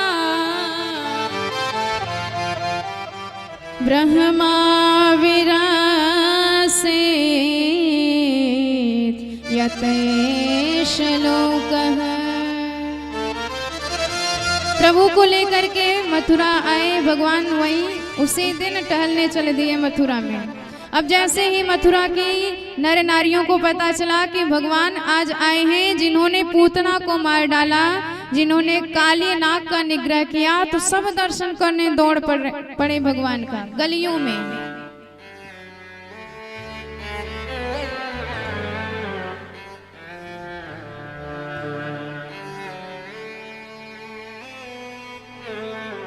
आज जब पूरी मथुरा जय जयकार करिए, ग्वाल बाल बोले लाला तेरी बड़ी जय जयकार है रे, कछु रिश्तेदारी मालूम चले। कन्हैया बोले भाई मामा जी को घर है, और मामा जी को भांजो पहली बार मामा जी के गांव में आएंगे तो वाकई जोरदार जय जयकार नहीं होगी। अच्छा लाला, तो पहले बताते कि मामा जी के ताई जानो है, खूब तैयारी से आते, अब यहाँ कपड़न में तेरे मामा जी के सामने भिकमंगा नहीं लगेंगे। कन्हैया बोले चिंता मत करो, व्यवस्था करते हैं। आगे कंस का धोबी जा रहा था, मूंछों पे ताव मारता हुआ। भगवान ने पीछे से कहा मामा जी राम राम। मुड़ के देखा, क्यों भाई मामा जी कैसे बोला? कन्हैया बोले मामा जी के गांव में सबरे मामा। अच्छा, तो तुम्हें कृष्ण बलराम हो, मुझे पतो है, तुम्हारे मामा जी ने तो यहाँ क्यों बुलायो है? कन्हैया ने कहा जब आपको पता ही है तो बढ़िया बढ़िया कपड़े दे दो, पहन करके स्वागत करवाए में आनंद आ जाएगा। धोबी ने कहा गवार ग्वाले कह के पूरी जिंदगी गायों के पीछे गुजार दी, ये कपड़े पहनेगा तू? भगवान ने एक जोरदार थप्पड़ लगाया। रज कस्य कराग्रेण शिरः काया दपातिये, धोबी का सिर धड़ से अलग। सबरे ब्रजवासी कपड़े छांट छांट के पहन लिए, और कपड़े इतने बढ़िया कि जब चलवे लगे तो पूरी गली मोहल्ला साफ होने लगी, झाड़ू लगने लगी। ऊपर टांग लिए तो ऐसे लगे मानो हैंगर से टांग दिए हूँ। नाला आनंद ना आयो भैया यहाँ कपड़न में। प्रभु ने आगे देखा तो दर्जी था प्रभु का भक्त, तो उसने प्रभु की आज्ञा से सबके नाप ले लेके कपड़े बना दिए। सुदामा नाम के माली ने भगवान को मोटी सी माला पहनाई, सबरे ब्रजवासियों को माला पहनाई। आगे बढ़े तो कंस की दासी चंदन का पात्र लिए जा रही थी। भगवान ने पुकारा, अरे ओ सुंदरी जी। अब कुब्जा दौड़ी दौड़ी आई, सरकार आपने मोते कुछ कछु कही? भगवान ने कहा देवी ये बताओ आपका नाम क्या है, कहाँ जा रही हो, कहाँ लेके जा रही हो? उसने कहा कि सरकार मैं कंस की दासी हूँ, चंदन की सेवा की काम करती हूँ। भगवान ने कहा तो कहा आज वो प्रसादी हमें भी मिलेगी। कुब्जा ने चंदन ले लेके सबरे ब्रजवासियन और हमारे कन्हैया जी के माथे पर पोत दियो। दाऊ जी बोले लाला फिरी के चंदन घिस मेरे नंदन। अरे कंस के दरबार में जाती तो कितने इनाम पाती, कछु लियो दियो ना। कन्हैया बोले ऐसी चीज देंगे जो कहीं नहीं मिली होगी। वहाँ के पास गए, चरण अपने श्री चरण से दबाए, वहाँ की ठोड़ी पे हाथ लगाए। बलराम जी मुंह फेर के बोले लाला बच के अपनो वृंदावन धाम बनाए। ब्रजवासी बोले लाला कछु है जाए तेरी जोड़ी तो जम गई, तू भी टेढ़ा ये भी टेढ़ी, टेढ़ा टेढ़ी की जोड़ी बन गई। अब भगवान ने जोरदार झटका दिया कि एक ही बार में जन्म जन्म की कुबरी एकदम जगमगाटी छटा के रूप में प्रकट हो गई। बोल भक्त वत्सल भगवान की जय हो।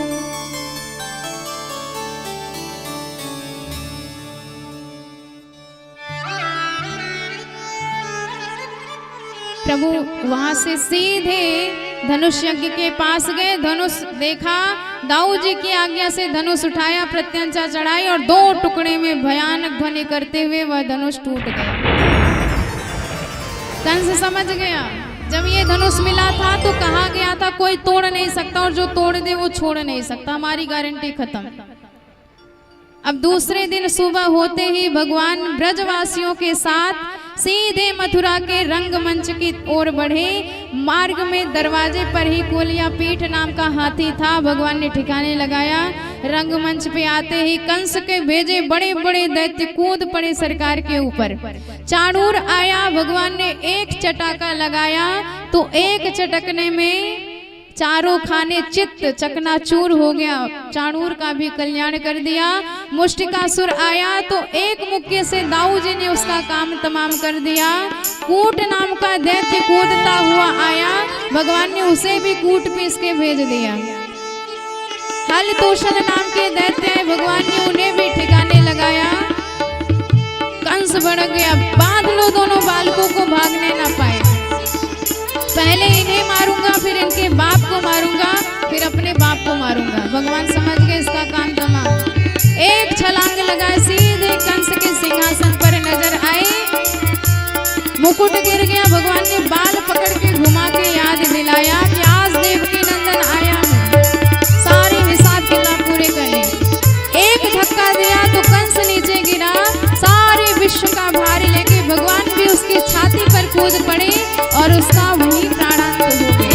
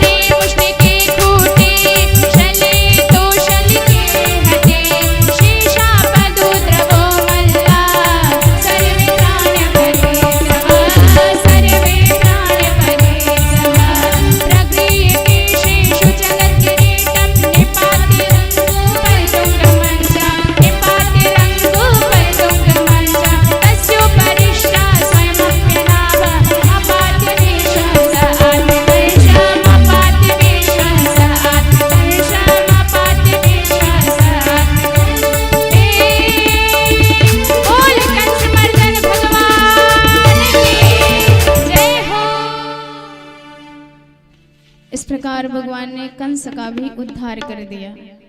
सासुरकंठ ब्रजवासियों को ब्रज भेज दिया, देवकी वसुदेव को बंधन से मुक्त किया, उग्रसेन जी को सिंहासन पर बिठाया और आज सारी दुनिया ने मिल करके भगवान को जगत गुरु का नाम दिया।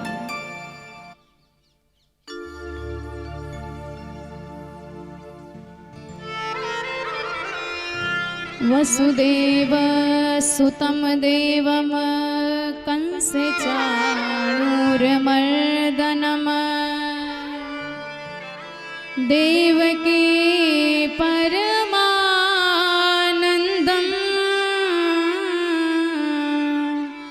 कृष्णं वंदे जगद्गुरुम।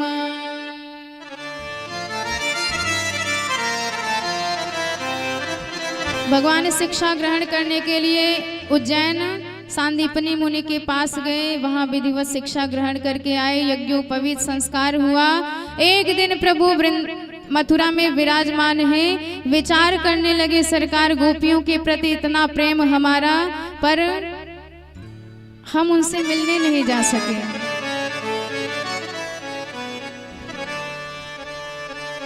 और किसी के प्रति अत्यधिक प्रेम हो जाए, जब तक उस प्रेम की चर्चा ना करी जाए तब तक हृदय हल्का नहीं होता है। भगवान ने सोचा कि कोई तो ऐसा साथी मथुरा में मिले जिससे अपने मन के भाव, अपने मन के दुख कह सकूं, बता सकूं, उसे समझा सकूं कितना कष्ट है। आज वह पात्र उद्धव जी नजर आए, बृहस्पति के शिष्य हैं, ज्ञान संपन्न है, ये अवश्य मेरा संदेशा गोपियों के पास लेके वृंदावन जाएंगे। भगवान ने उन्हें बुलवाया और निवेदन किया कि उद्धव मेरी आज्ञा है, तुम गोपियों के पास जाओ, जो मुझे अपना सर्वस्व माने बैठी हैं, उन्हें स्वरूपस्थ करो, उन्हें समझाओ कि मुझे भूल जाएं। मुझे तो ये भी नहीं पता कि वो जिंदा होंगी भी कि नहीं जिंदा होंगी, पर यदि जिंदा भी होंगी तो एकमात्र जो मैंने कहा है कि परसों आऊंगा, वही वचन उनके प्राणों की रक्षा कर रहा होगा। इसलिए मेरी आज्ञा है कि तुम जाओ वृंदावन, उन्हें समझाओ।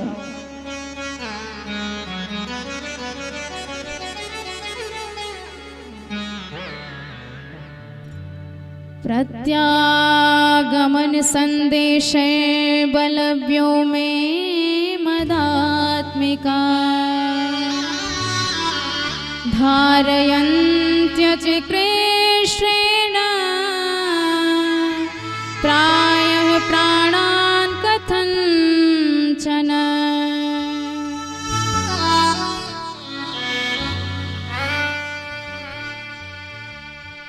गच्छोद्धवं व्रजं सौम्य पितॄणो प्रीतिमावह गोपीनां मद्वियोगाधि मत संदेश विमोचय। उद्धव जी को लगा कि वो गंवार ग्वालिनिया कहाँ मेरी भाषा समझेंगे, जब मैं वैदिक भाषा से उन्हें लक्षणा व्यंजना आदि से उदाहरण दे के समझाने का प्रयास करूंगा तो कहाँ वो तत्व की व्याख्यान श्रवण करने वाली समझने वाली होंगी। पर भगवदाज्ञा है तो जाना तो पड़ेगा। मोर मुकुट लगाए उद्धव जी, पीतांबरी ओढ़े, एकदम श्याम जी के प्रतिमूर्ति लग रहे हैं, रथ में सवार होके वृंदावन आए, प्रेम नगरी में आए हैं। चारों तरफ विरह का वातावरण है, चारों तरफ भगवान की ही याद करी जा रही है, चारों तरफ मानो कृष्ण ही कृष्ण समाया हुआ है। उद्धव जी को वह नगरी ही अजीब लग रही है कि कैसे यह प्रेम नगरी है, दीवानों की नगरी है। आज जैसे ही उद्धव जी को दूर से नंद बाबा ने देखा तो लगा मेरा कन्हैया आ गया, दौड़ करके भुजा पास में जकड़ लिया, अपने आंसुओं से उन्हें भिगो दिया। पर ध्यान से देखा तो पता लगा कि ये कन्हैया नहीं, कन्हैया जैसा कोई दिखने वाला है। पर थोड़ा सा मन प्रसन्न हुआ कि कोई बात नहीं, इतने दिन तक मेरा बेटा नहीं आया तो बेटे का कोई मित्र ही आ गया तो उतना ही आनंद आता है। उद्धव जी को पकड़ करके घर में लाए और आसन दिया, भोजन कराया। सारी औपचारिकताएं पूर्ण करने के बाद मौन हो गए नंद बाबा। कन्हैया के बारे में जानना चाहते हैं, एक एक बात पूछना चाहते हैं, पर सोच रहे हैं कहाँ से शुरुआत करें, क्योंकि उसकी याद आती है तो नैनों में अश्रु छलक आते हैं, वाणी गदगद हो जाती है, एक शब्द नहीं निकल पाते हैं। उद्धव व कन्हैया भी क्या हमें इसी तरह याद करता होगा? माना कि वह मथुरा में राजाओं जैसा ठाट उसे मिलता होगा, कोई कमी नहीं होगी। वृंदावन में तो उसे नंगे पैरों चलना पड़ता था गायों के पीछे।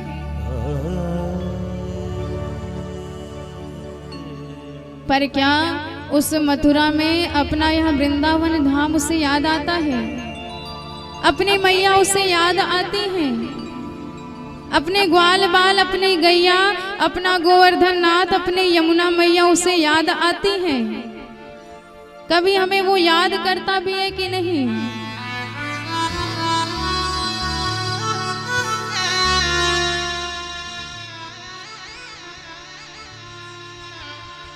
अपि स्मरति न कृष्ण मातरम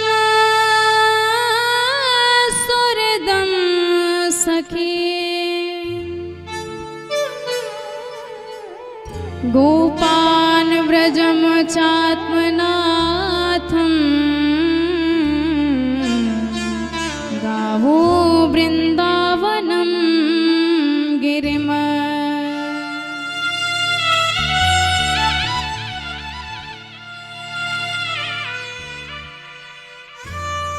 यशोदा मैया लाला को याद करते हैं तो याद करते ही साश्रुकंठ हो जाते हैं। प्रेम की अधिकता में उनके स्तनों से दुग्ध की धारा प्रवाहित होने लग जाती है, नैनों से अश्रु प्रवाहित होने लग जाते हैं। इतनी प्रेममयी दशा विह्वल हो जाती है यशोदा मैया। और ऐसी प्रेममयी दशा उद्धव जी ने आज यशोदा मैया की देखी। ज्ञान बहने लगा, उद्धव जी समझ ही नहीं पाए जिन्हें मैं समझाने आया था। किस भाव से इन्हें समझाएं, किस भाव से इन्हें बताएं। कैसे कह दे कि भूल जाए अपनी उस लाला को। सारी दुनिया तो यही कहती है, जितने भी शास्त्र हैं, जितने भी ग्रंथ हैं, सबका यही तो सार है। येन केन प्रकारेण हमारा भटका हुआ मन भगवान के चरणों में लगे और ऐसा लगे कि दुनिया पीछे छूट जाए, दुनिया उसके सामने कुछ ना लगे। और ऐसा प्रेम इनका है तो कैसे उनको आज विपरीत उपदेश दे दूं कि भूल जाओ अपने कन्हैया को।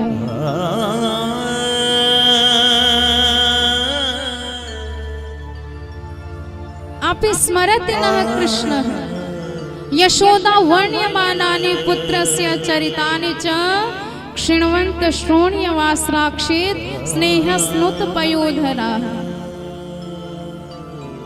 उनकी महिमा गाने के अतिरिक्त कुछ समझ में नहीं आया। कहते हैं उद्धव जी कि हे नंद बाबा, हे यशोदा मैया, आपके चरणों में बार बार प्रणाम।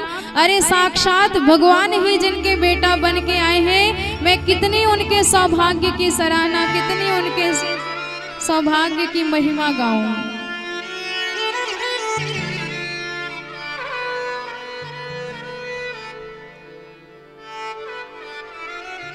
वंदे नन्द्रवज्रस्त्रीणां पादरेणुमभीक्ष्णसः यासां हरे कथोद्गीतं पुनाते भुवनत्रयम्। पर एक बात कहूँगा, ध्यान से सुनिएगा कि वह कन्हैया मात्र तुम्हारा बेटा नहीं है। उसके कोई माता पिता नहीं, उसकी कोई पत्नी नहीं, उसके कोई बालक नहीं है। वो तो सारे जगत का नियंता है, सारे जगत का कर्ता धर्ता है, सारे जगत का मालिक है, जगताधार है। न माता न पिता तस्य न भार्या न सुता दया नात्मीयो न परश्चापि न देहो जन्म एव च। सारे जगत में वही समाया हुआ है, बिना उसके किसी भी चीज की कल्पना नहीं की जा सकती है। जो भी दिखाई दे रहा है सब कृष्ण ही कृष्ण है। जो भी देख रहे हैं, जो भी सुन रहे हैं, जिसे भी छू रहे हैं, सब कन्हैया है। जैसे मिट्टी के ही अनेक बर्तन बने होते हैं, नाम भले अलग अलग हो पर सब में मिट्टी ही समाया रहता है। कहने के लिए घड़ा है, कहने के लिए सुराही है, कहने के लिए कुल्हड़ है, कहने के लिए दियाली है, पर सब में मिट्टी है। ठीक इसी प्रकार नाम रूप भले अलग अलग हो पर सब भगवान की ही विभूति है। विनाच्युतात् वस्तु तराम न वाच्य सएव सर्वं परमार्थ भूतः। जहाँ भी आपका प्रेम पुष्ट हो जाए वहीं से वो प्रकट हो जाता है। नंद बाबा ने कहा, उद्धव तू कहना क्या चाहता है, मुझे तेरी बातें नहीं समझ में आती हैं। अरे तू कहता है कन्हैया भगवान है, तो भाई यदि किसी का पागल बेटा भी घर छोड़ के चला जाए तो पूछ उस माँ बाप से क्या बीतती है जिनकी आंखों का तारा है वो। और जो भगवान जैसा जिसे तू बता रहा है वो हमें छोड़ के चला गया तो उसके विरह में कैसे जी पा रहे, तू समझ में पा रहा है? तुझे न जाने कहां से उसकी भगवत्ता समझ में आती है, मुझे तो वो भगवान नहीं दिखाई देता है। अरे भगवान बंधन से मुक्त करने वाले होते हैं, पर मेरी यशोदा ने उसे बांध के रख दिया था। कैसे मान ले ये मेरे नयन कि उसका कोई रूप नहीं होता है, जिन नयनों ने उसके रूप सुधा का पान किया है। कैसे मान ले मेरे ये हाथ कि उसका कोई आकार नहीं है, जिन हाथों से उंगली पकड़ के उसे चलना सिखाया है। कैसे मान ले ये मेरे गोद कि उसकी कोई आकृति नहीं है, जिस गोद में उसे खिलाया है।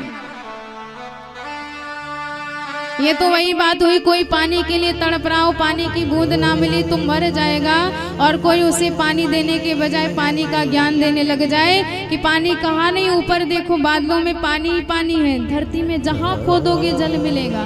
शरीर भी पानी से मिलके बना है, बात तो सत्य है।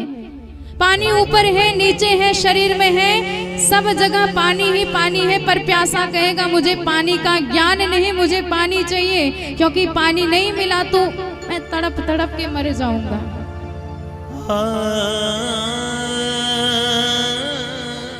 तो ये नयन उनका ज्ञान नहीं मानेंगे, वो तो उनका दर्शन चाहते हैं, देखना चाहते हैं, उन्हें छूना चाहते हैं, हृदय से लगाना चाहते हैं।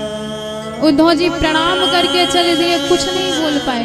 गोपियों के पास आए तो वहां तो और विडंबना, गोपियां प्रेम में इतनी उन्मत्त हैं, इतनी पागल हैं कि भौरे को ही कन्हैया समझ के उसी को डांटने लग जाती हैं, उसी से अपना प्रेम बताने लग जाते हैं, उसी भौरे से बात करने लग जाती हैं।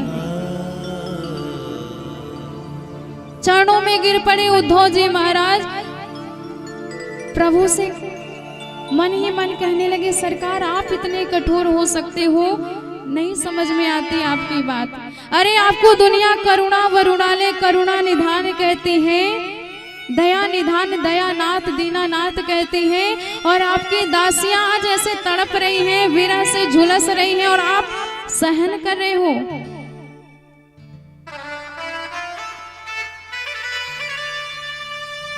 गोपियां बड़े भाव से श्याम को पुकारती हैं।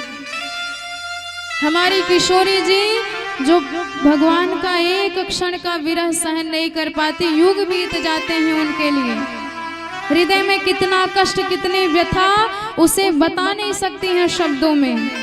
श्याम श्याम रटती रहती हैं, पुकारती रहती हैं, दिन रात याद करती रहती हैं उन्हें।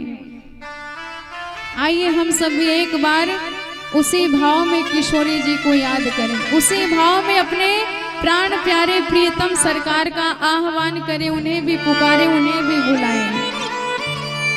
बोल भक्त वत्सल भगवान की जय। राधा जो पुकारे सुनो प्राण प्यारे, कब से रसदा निहारे। राधा जो पुकारे सुनो प्राण प्यारे, कब से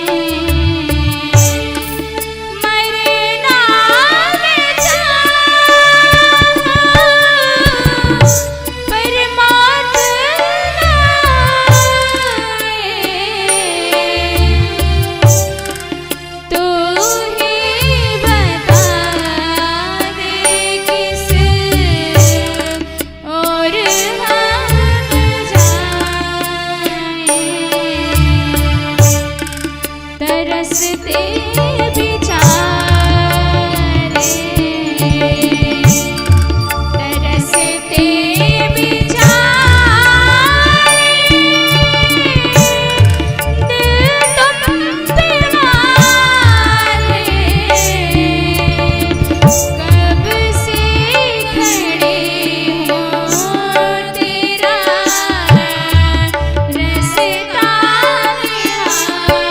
निहारे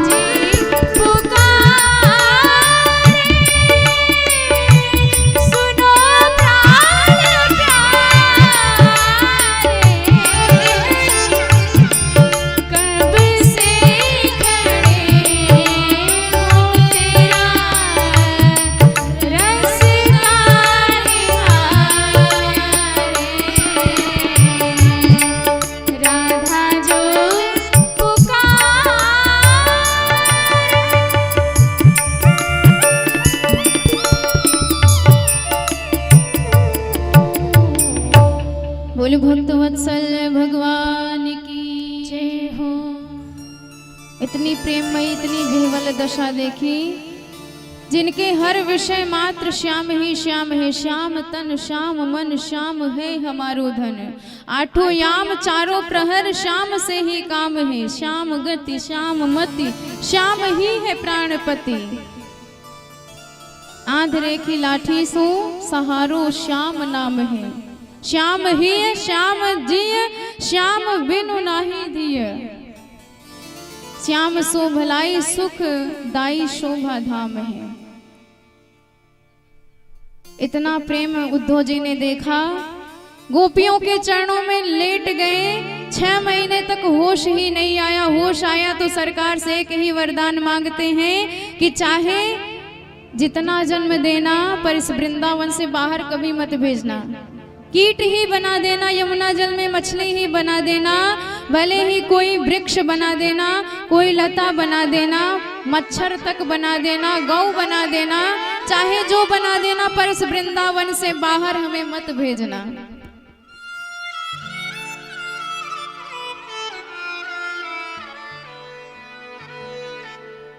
आसाम हम चरण रेणु जो साम हम श्याम। वृंदावने किमपि गुल्मलता सधीना।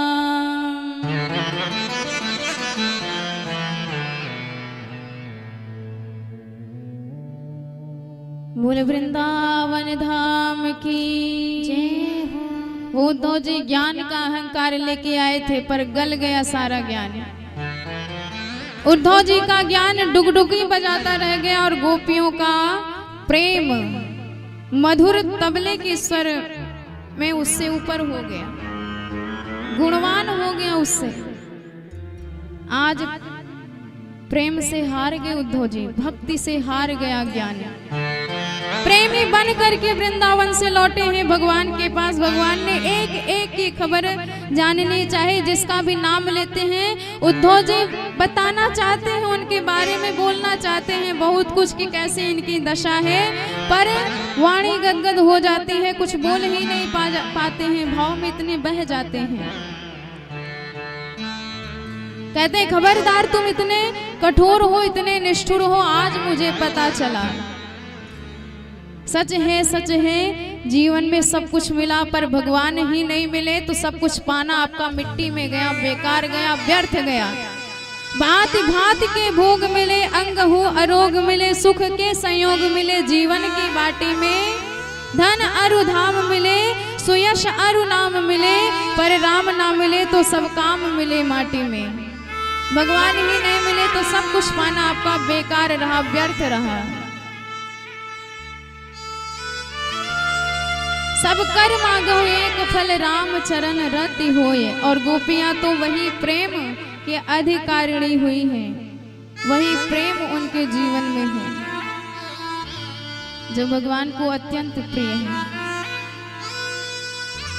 तब भगवान ने उद्धव जी को दिव्य दृष्टि प्रदान करी और प्रभु ने दिखाया कि अभिन्न राधा माधव एक दूसरे से कभी पृथक नहीं होते हैं। जो साक्षात कल्प वृक्ष पर लगे हुए झूले पर विहरण कर रहे हैं, सखियां चारों तरफ से लाड लड़ाए रही हैं।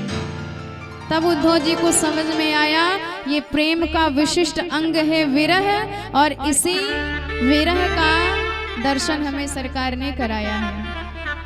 बोले राधा माधव सरकार की जय हो। दसम स्कंद के उत्तरार्ध में भगवान के दिव्य विवाह का वर्णन किया गया है। प्रथम विवाह सरकार का लक्ष्मी स्वरूपा रुक्मिणी जी के साथ संपन्न हुआ, वो भी राक्षस विधि से। जरासंध जो कंस का ससुर था, इसने 17 बार भगवान पर आक्रमण किया। भगवान ने 17 बार हरा दिया।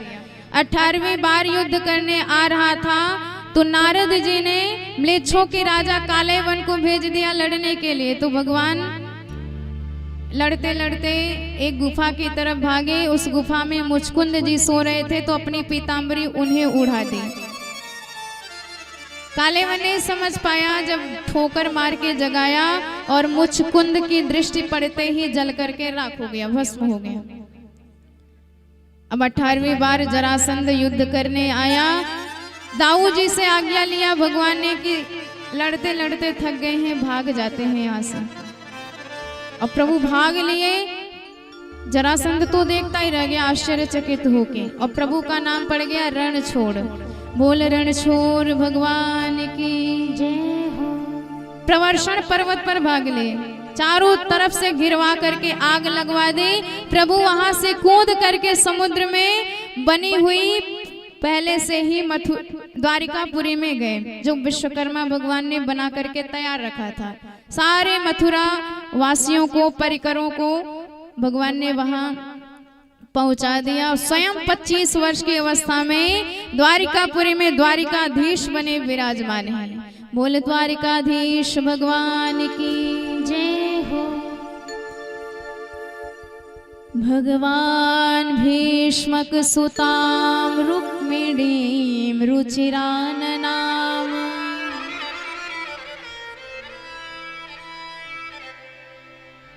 राक्षसेन विधानेन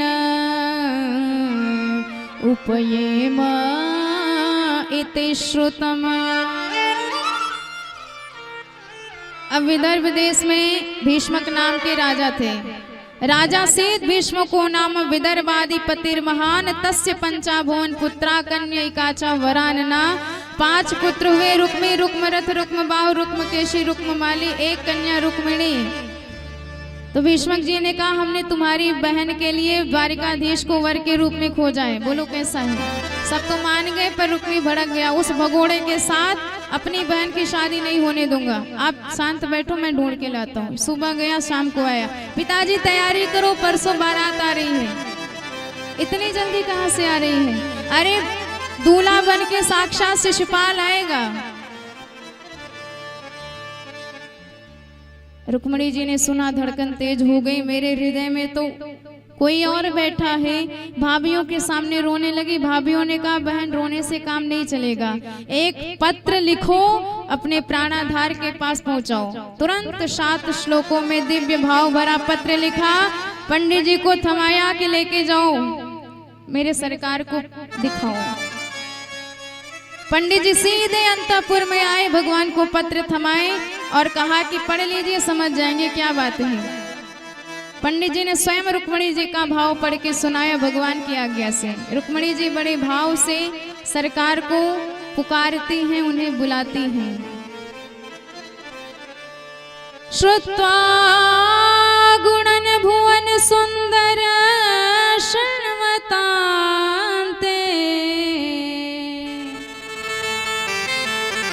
निर्विश्य कर्ण विवरे हर तुंगुतापम।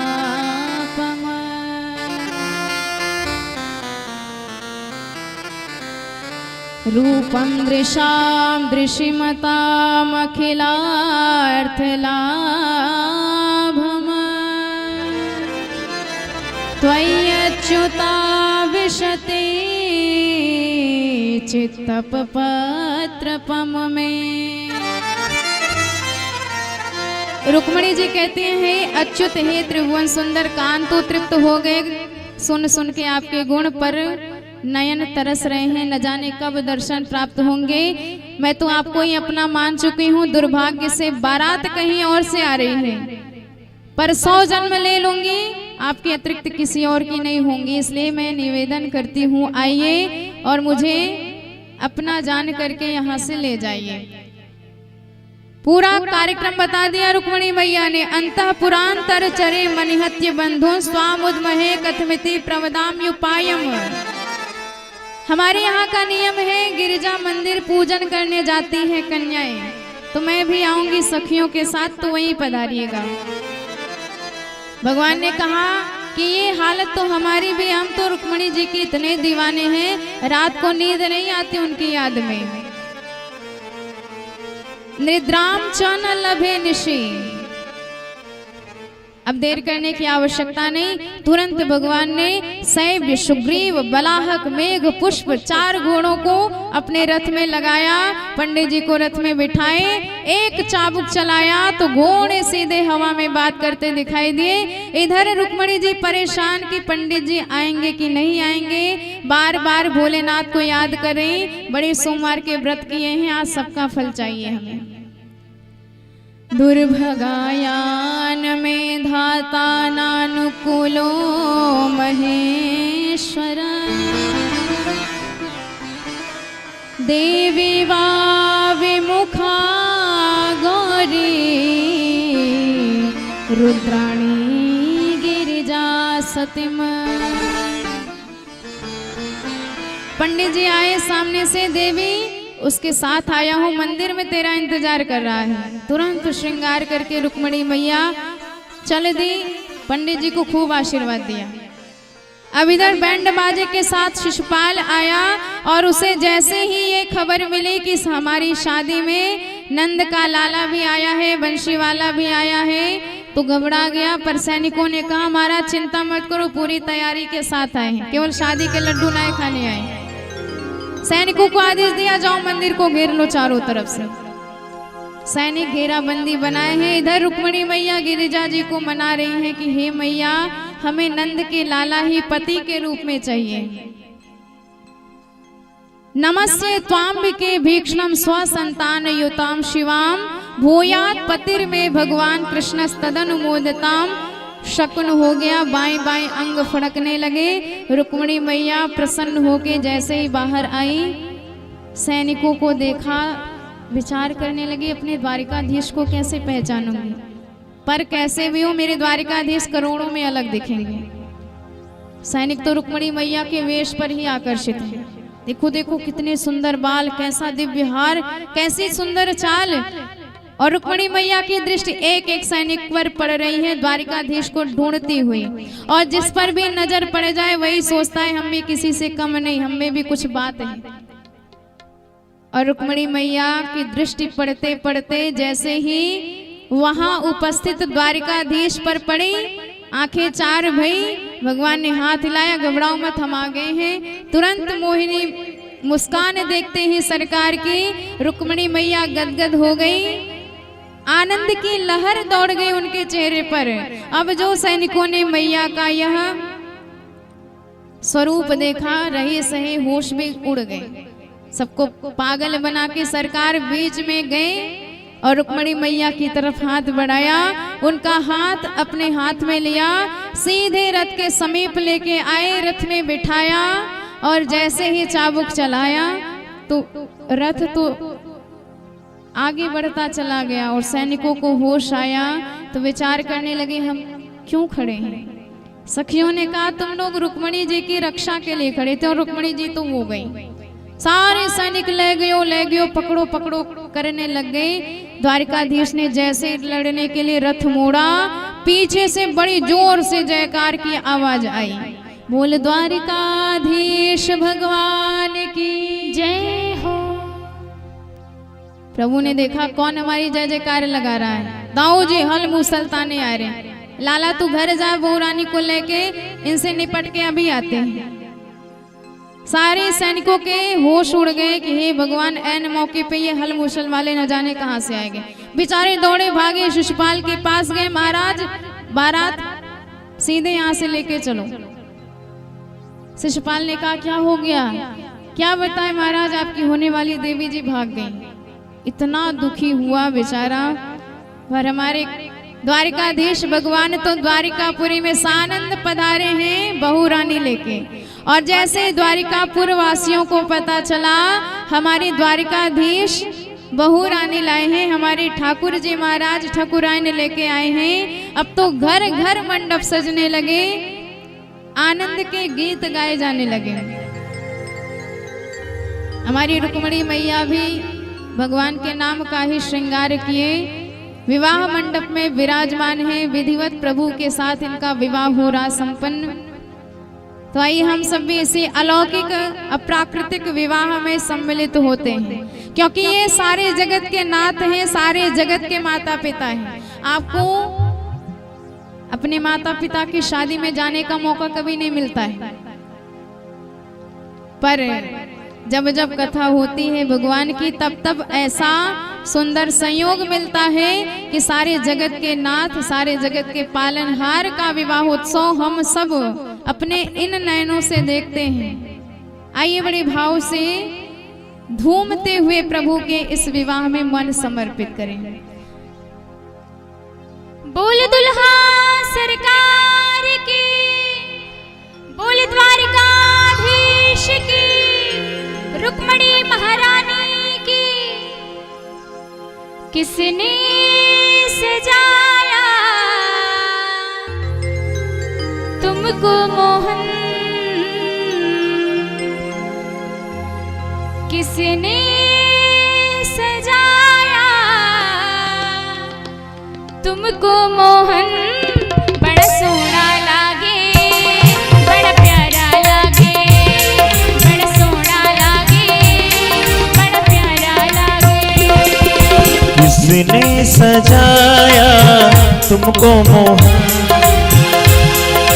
किसने सजाया तुमको मोहन। बड़ा प्यारा लागे, बड़ा सोना लागे, बड़ा प्यारा लागे, बड़ा सोना लागे। किसने सजाया तुमको मोहन, किसने सजाया तुमको मोहन। बड़ा सोना लागे, प्यारे बड़ा प्यारा लागे, हो बड़ा सोना लागे, बड़ा प्यारा लागे। दोनों हाथ उठाके बड़े भाव से गाते हुए बोल दुल्हा सरकार की जय हो।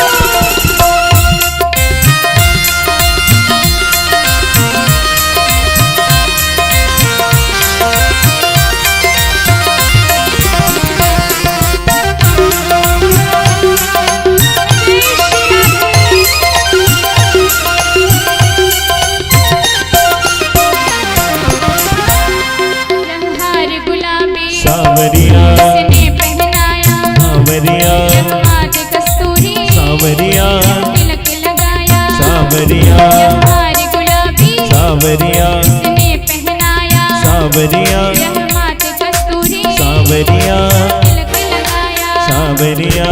सुंदर छवि पे आ गया मन, सुंदर छवि पे आ गया मन।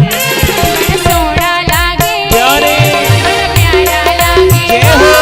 बड़ा सोना लागे, बड़ा प्यारा लागे।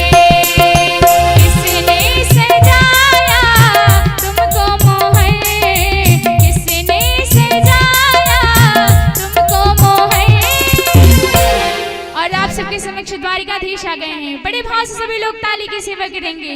बोल द्वारिकाधीश की, जय हो, बोल दुल्हा सरकार की। जय हो।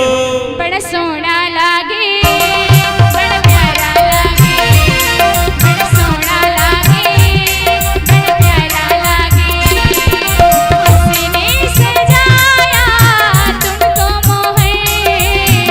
किसने सजाया तुमको मोहन।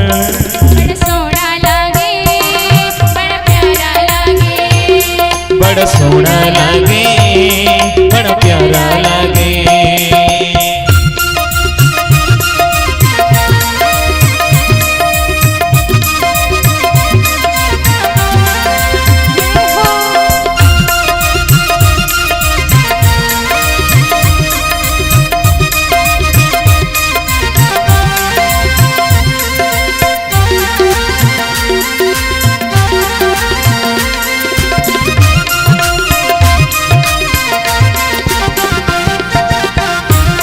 गणेश राधे,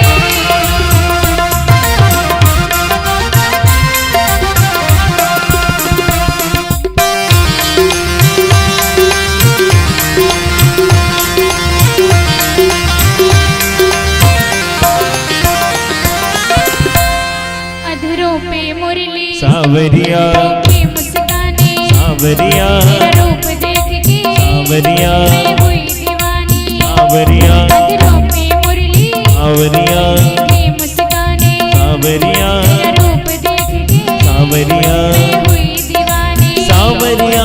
दुल्हा सा लागे मेरा मोहन, दुल्हा सा लागे मेरा मोहन।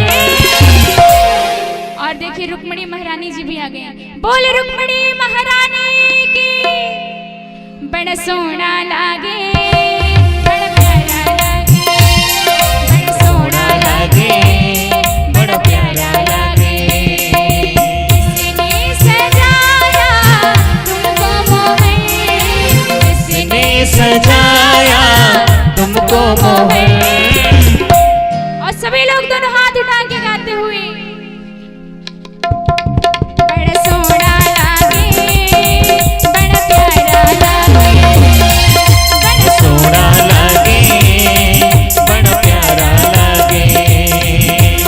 किसने सजाया तुमको मोहन, किसने सजाया तुमको मोहन। सोना लागे, बड़ा प्यारा लागे, सोना लागे, बड़ा प्यारा लागे।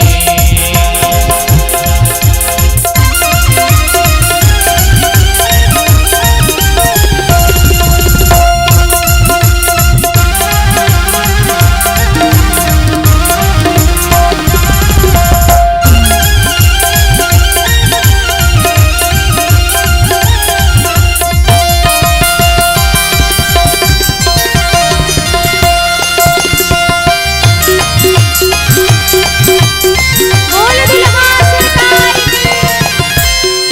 मेरी शाम सलोनी, सावरिया, मुझे दिल में बसा लो, सावरिया, इस प्यार छवि को सावरिया, पलकों में छुपा लो। सावरिया, मेरी शाम सलोनी, सावरिया, मुझे दिल में बसा लो, सावरिया, इस प्यार छवि को सावरिया, पलकों में छुपा लो। सावरिया। देखो ना जंगल में झूठा चले, देखो ना जंगल में झूठा चले। बड़ा सोना लागे, बड़ा प्यारा लागे, हो बड़ा सोना लागे, बड़ा प्यारा लागे। किसने सजाया तुमको मोहन, किसने सजाया तुमको मोहन। लग ही नहीं रहा आप लोग बारात में आए हैं। बारात में आते हैं तो खूब नृत्य करते हैं। सभी लोग खड़े हो जाएं बड़े भाव से गाते हुए और दोनों हाथ उठा के। बड़ा सोना लागे, बड़ा प्यारा लागे, हो बड़ा सोना लागे, बड़ा प्यारा लागे, बड़ा सोना लागे, बड़ा प्यारा लागे, बड़ा सोना लागे, बड़ा प्यारा लागे।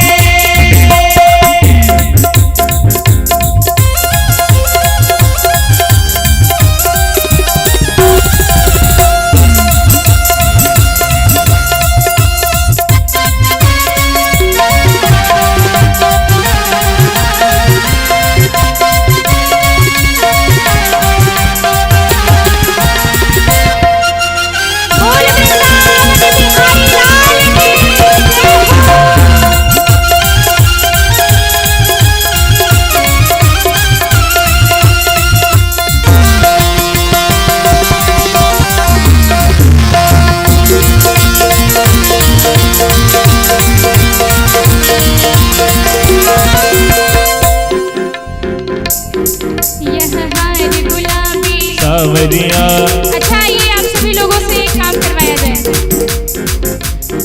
अभी देखते हैं कौन कौन यहाँ पर उपस्थित है। अभी हम देखते हैं। मैं यहाँ बोलूंगी सामरिया, आपको आगे बोलना है सामरिया, ठीक है? तैयार है सभी लोग? ओ यह हार गुलाबी, नहीं है, कोई भी नहीं है यहाँ पे। और तेज बोलिए, और तेज बोलिए, सुनाई ही नहीं दे रहा।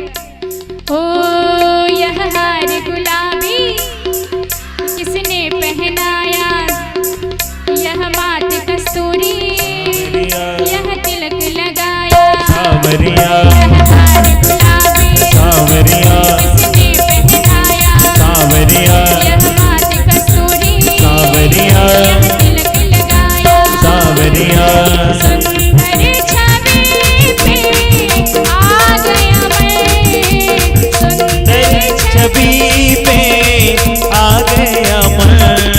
बड़ा सोना लागे, बड़ा प्यारा लागे हो, बड़ा सोना लागे, बड़ा प्यारा लागे हो, बड़ा सोना लागे, बड़ा प्यारा लागे।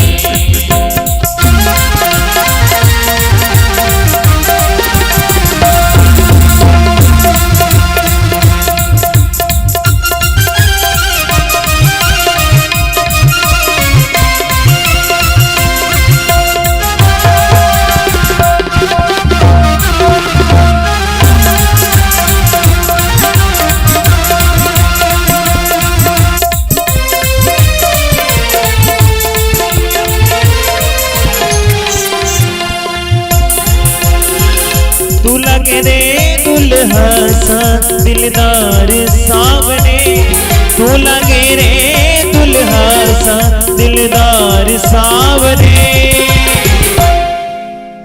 तेरा किसने किया सिंगार सावरे, तेरा किसने किया सिंगार सावरे, तेरा किसने किया सिंगार सावरे। तो लगे रे दुल्हा सा दिलदार सावरे, तो लगे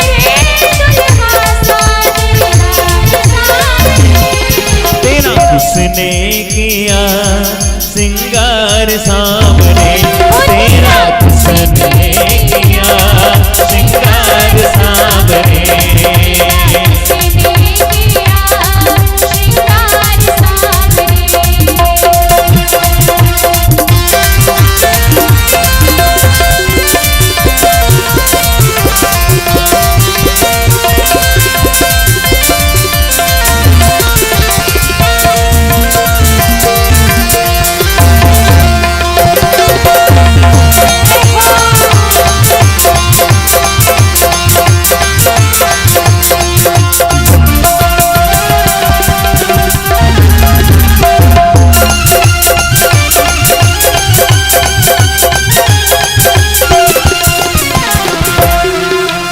मस्तक पर मलिया गिर चंदन केसर तिलक लगाया,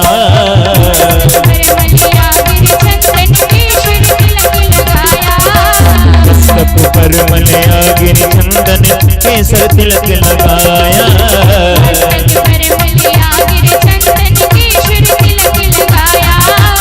और मुकुट कानों में कुंडल इत्र बहुत बरसाया, और मुकुट कानों में कुंडल यूं महकता रहे दरबार सावरे, यूं महकता रहे दरबार सावरे।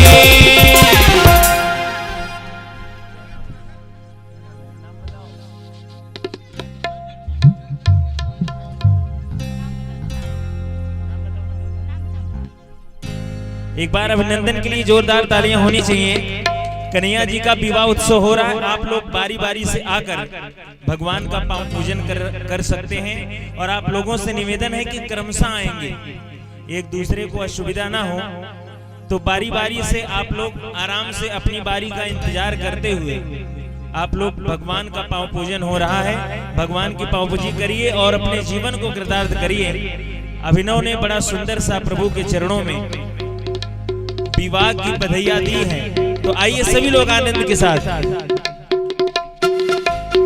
यूं महकता रहे दरबार सावरे, यूं महकता रहे दरबार सावरे, तेरा किसने किया श्रृंगार सावरे, तेरा किसने किया श्रृंगार सावरे, तेरा किसने किया श्रृंगार सावरे।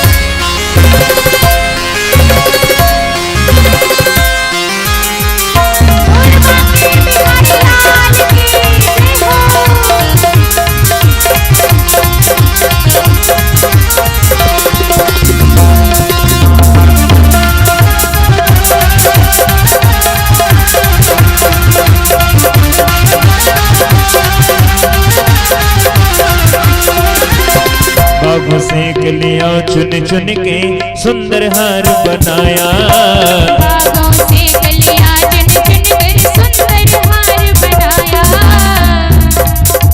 बागों सेक लिया चुन चुन कर सुंदर हार बनाया, बागों सेक लिया चुन चुन कर सुंदर हार बनाया, बागों सेक लिया चुन चुन के सुंदर हार बनाया, बागों से कलियां चुन चुन के सुंदर हार बनाया, रहे सलामत हाथ सदाओ जिसने तुम्हें सजाया, रहे सलामत हाथ सदाओ जिसने तुम्हें सजाया, क्यों सजाता रहे हर बार सावरे, क्यों सजाता रहे हर बार सावरे। और हरि प्रसाद मिश्रा जी प्रधान जी यहाँ पर उपस्थित हैं। प्रधान जी कहाँ हैं? प्रधान जी की तरफ से 501 रुपए की बधाइयां आई है। एक बार जोरदार तालियां होनी चाहिए प्रधान जी के लिए। और संजय भैया जहाँ कहीं हैं वो दिख नहीं रहे हैं, ये रिक्वायरमेंट है कि आप आगे आ जाएं। आइए सभी लोग आनंद के साथ। कहना क्या है? यूं सजाता रहे हर बार सामने, तेरा किसने किया, तेरा किसने किया श्रृंगार सावरे, तेरा किसने किया श्रृंगार सावरे, तेरा किसने किया श्रृंगार सावरे, तेरा किसने किया श्रृंगार सावरे, तेरा किसने किया श्रृंगार सावरे, हो तेरा किसने किया श्रृंगार सावरे।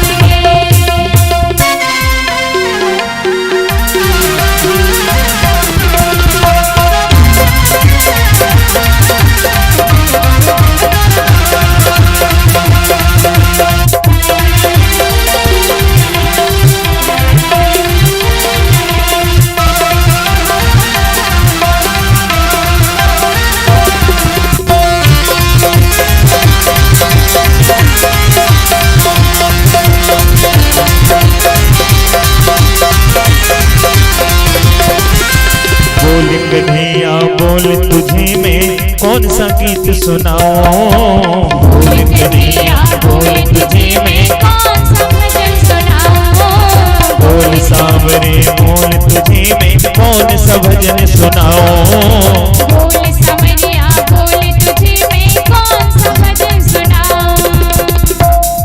और ये हमारे संजय भैया जी जो कि हमारे ठीक पीछे खड़े हुए हैं, जिनकी सफेद सफेद दाढ़ी है, एक बार जोरदार तालियां होनी चाहिए आपके लिए। बहुत ही कन्हैया जी के चरणों में आपकी भक्ति ऐसे ही समर्पित रहे। आपने हमें 501 रुपए का आशीर्वाद दिया है। एक बार जोरदार तालियां होनी चाहिए संजय भैया के लिए। और राहुल शुक्ला जी कहाँ हैं? राहुल शुक्ला जी और सरस जी यहाँ पर उपस्थित हैं। आपकी तरफ से 1100 रुपए आया हुआ है, हमें ऑनलाइन प्राप्त हो रहा है। अच्छा 2100 ऑनलाइन प्राप्त हो रहा है। नो चीटिंग, क्यूआर में दे रहा हूं आपको। तो आइए सभी लोग आनंद के साथ। और कहना है, बोल सांवरे बोल तुझे मैं कौन सा गीत सुनाऊं। बोल सांवरे बोल तुझे मैं कौन सा गीत सुनाऊं। बोल सांवरिया बोल तुझे मैं कौन सा गीत सुनाऊं। बोल सांवरिया बोल तुझे मैं कौन सा गीत सुनाऊं। ऐसा कोई राग बता दे तो नाचे मैं गाऊं। ऐसा कोई राग बता दे तो नाचे मैं गाऊं। ऐसा कोई राग बता दे तो नाचे मैं गाऊं। ऐसा कोई राग बता दे तो नाचे मैं गाऊं।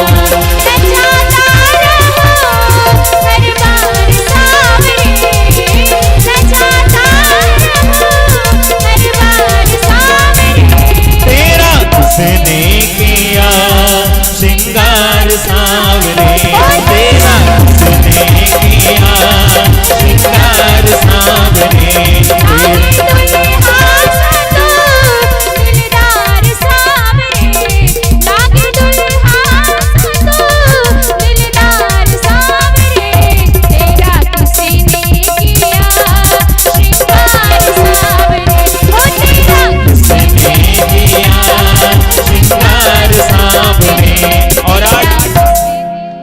आज किसकी शादी है? किसकी शादी है? यार की शादी नहीं है, हमारे श्याम की शादी है। और अभी अभी हमारे सनी भैया, सनी शुक्ला जी, एक बार सनी भैया के लिए जोरदार तालियां होनी चाहिए। सनी शुक्ला भैया की तरफ से हमें 501 रुपए, 5000 रुपए ऑनलाइन प्राप्त हुआ। एक बार जोरदार तालियां होनी चाहिए। भाई सनी भैया एक बार हाथ उठा दीजिए।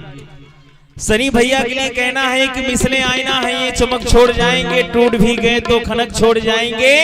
और सनी भैया एक ऐसे गुलदस्ता है सजा कर रखना, जो सूख भी गए तो महक छोड़ जाएंगे, महक छोड़ जाएंगे।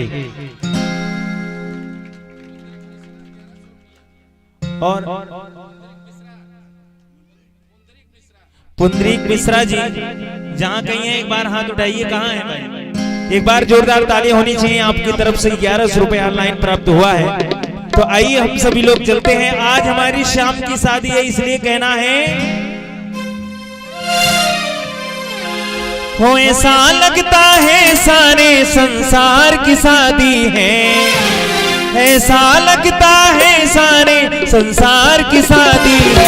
आज मेरे श्याम की शादी है, आज मेरे श्याम की शादी है, आज मेरे श्याम की शादी है। ओ श्याम की शादी है, मेरे घनश्याम की शादी है। ओ श्याम की शादी है, मेरे घनश्याम की शादी है।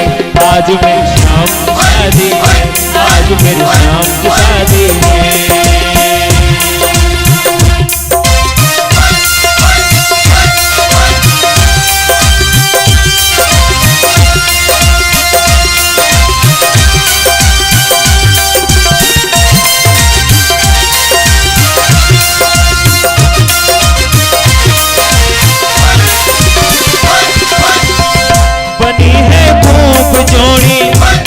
रुक्मणी की जोड़ी बनी है खूब जोड़ी।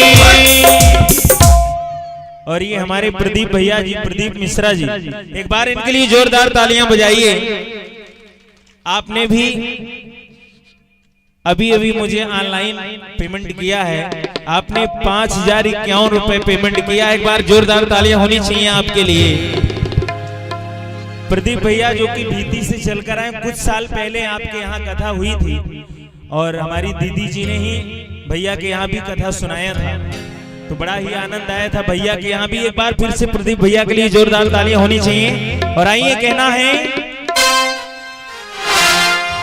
बनी है खूब जोड़ी कृष्ण रुक्मणी की जोड़ी, बनी है खूब जोड़ी कृष्ण रुक्मणी की जोड़ी, खुशी से नाचे हैं माँ मिला सजनी को साजा, खुशी से नाचे हैं माँ मिला सजनी को साजा।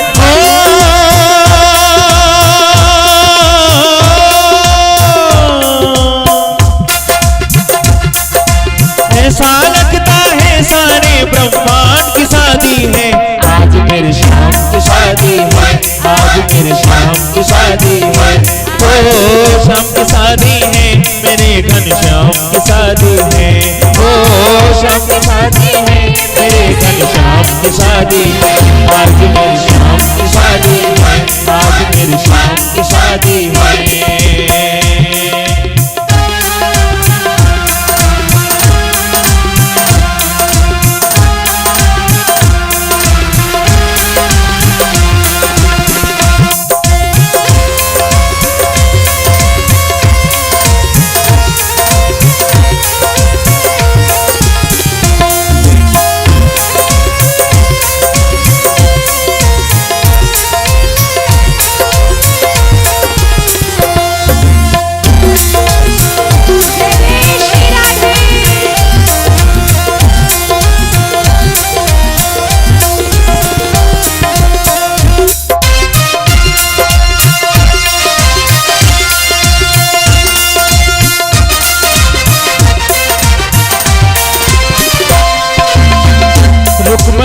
मुस्कावे मुझे कान्हा मिल जावे, रुक्मणी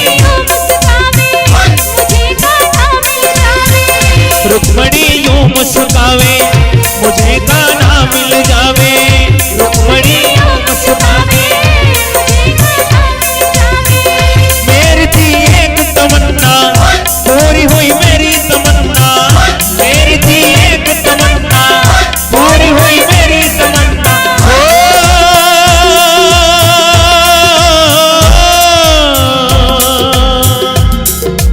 आज मुझे लगता है कि संसार की शादी है। और सभी लोग एक बार हाथ उठाइए, जो लोग कन्हैया के भक्त हैं दोनों हाथों को उठाएंगे। अगर आपको कन्हैया जी ने 2 हाथ दिया है तो दोनों उठाइए, और अगर 1 दिए हैं तो 1 ही उठाइए। अगर 2 दिए हैं तो दोनों उठाइए, और फिर भी नहीं उठाएंगे तो अगले जन्म लूला पैदा होंगे। इसलिए आइए सभी लोग आनंद के साथ हाथ उठाइए और लगाइए जयकारा, बोल दूल्हा सरकार की। और क्या गाना है, हो ऐसा लगता है सारे संसार की शादी है, आज मेरे श्याम की शादी है, आज मेरे श्याम की शादी है, ओ श्याम की शादी है, मेरे घनश्याम की शादी है, ओ श्याम की शादी है, मेरे घनश्याम की शादी है, आज मेरे श्याम की शादी है, आज मेरे श्याम की शादी है।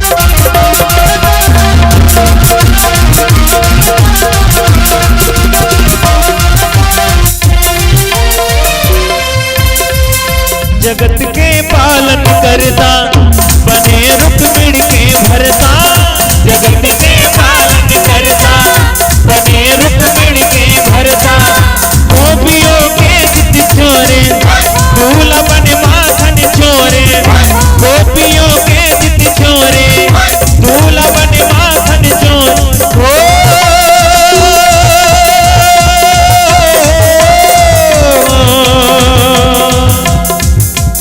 मधुमंगली और श्री रामा ने धूम मचाई है। सनी भैया कहाँ चले गए, दिखाई नहीं दे रहे। सनी भैया कहाँ हैं? पीछे चले गए हैं तो आगे आ जाइए। जब तक आप नृत्य नहीं करेंगे तब तक चले गए, कोई बात नहीं।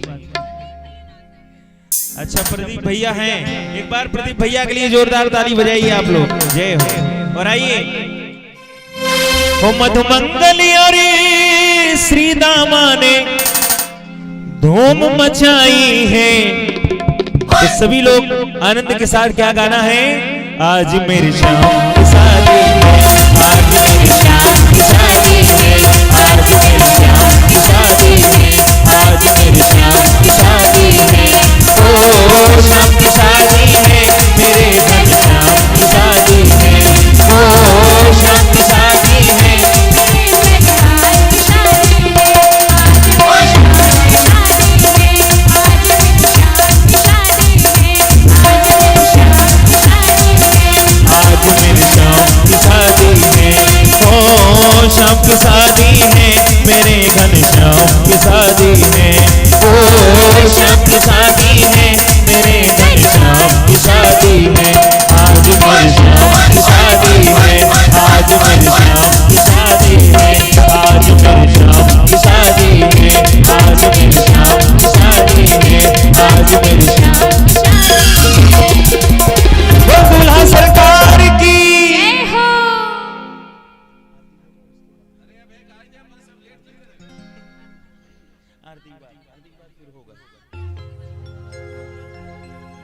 सभी भक्तजन अपने अपने स्थान पर खड़े हो जाएं। आइए हम सभी लोग भागवत भगवान की आरती करते हैं और सभी लोग दिव्य आरती का दर्शन एवं प्रसाद लेकर के ही अपने अपने घर को जाएंगे। बिना प्रसाद के कोई भी अपने अपने घर नहीं जाएगा। इतनी देर आपने कथा सुनी है तो प्रसाद लेकर के ही जाएंगे। सभी लोग बैठे रहेंगे, 10 मिनट की बात है बस।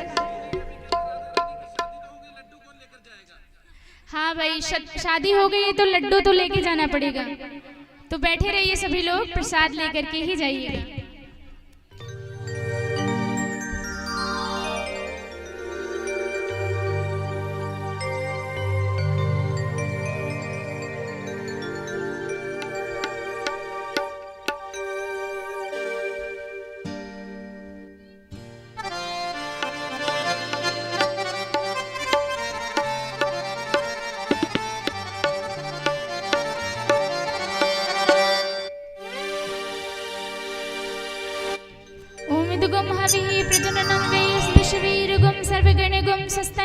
शनि प्रजा शनि पशु शनि लोक शनि भय शनि अग्नि प्रजां बहुलां मे करोद्वन्नं पयोरी तु अस्मासु दत्ता।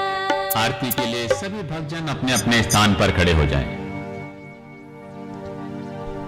उतारो है सखी, हम उतारो है सखी, उतारो है सखी, हम उतारो है सखी।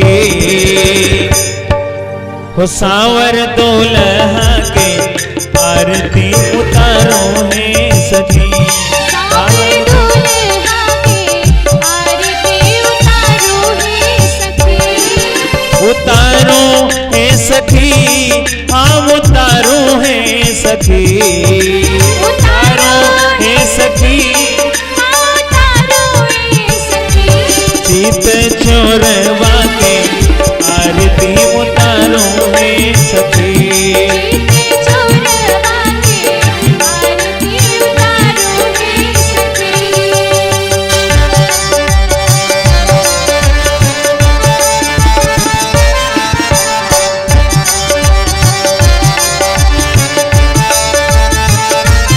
है सखी।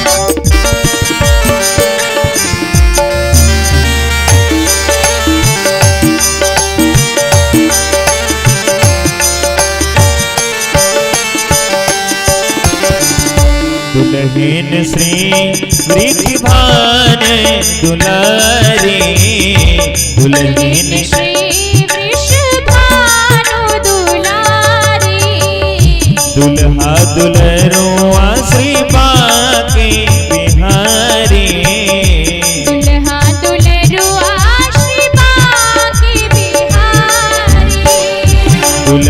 दुलरो वाश्री बाकी बिहारी। दुल्हा दुल्हरुआ श्री बाकी बिहारी।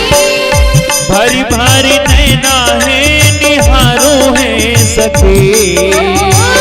भरे भरे नैना है निहारो है सखी। सावर सावर दुल्हा के आरती उतारो है सखी। सावर दुल्हा के आरती उतारो है सखी।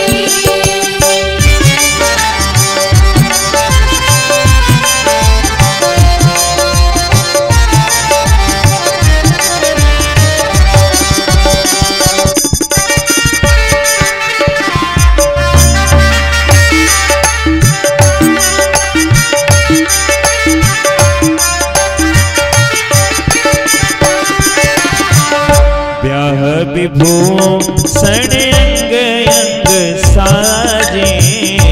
ब्याह विभूषण अंग अंग साजे। बड़ी मंडप मंगलमय राजे। बड़ी मंडप मंगलमय राजे। बड़ी मंडप मंगलमय राजे। बड़ी मंडप मंगलमय राजे। तन मन धन है नेम चारों है सखी। तन मन धन निव चारो है सखी।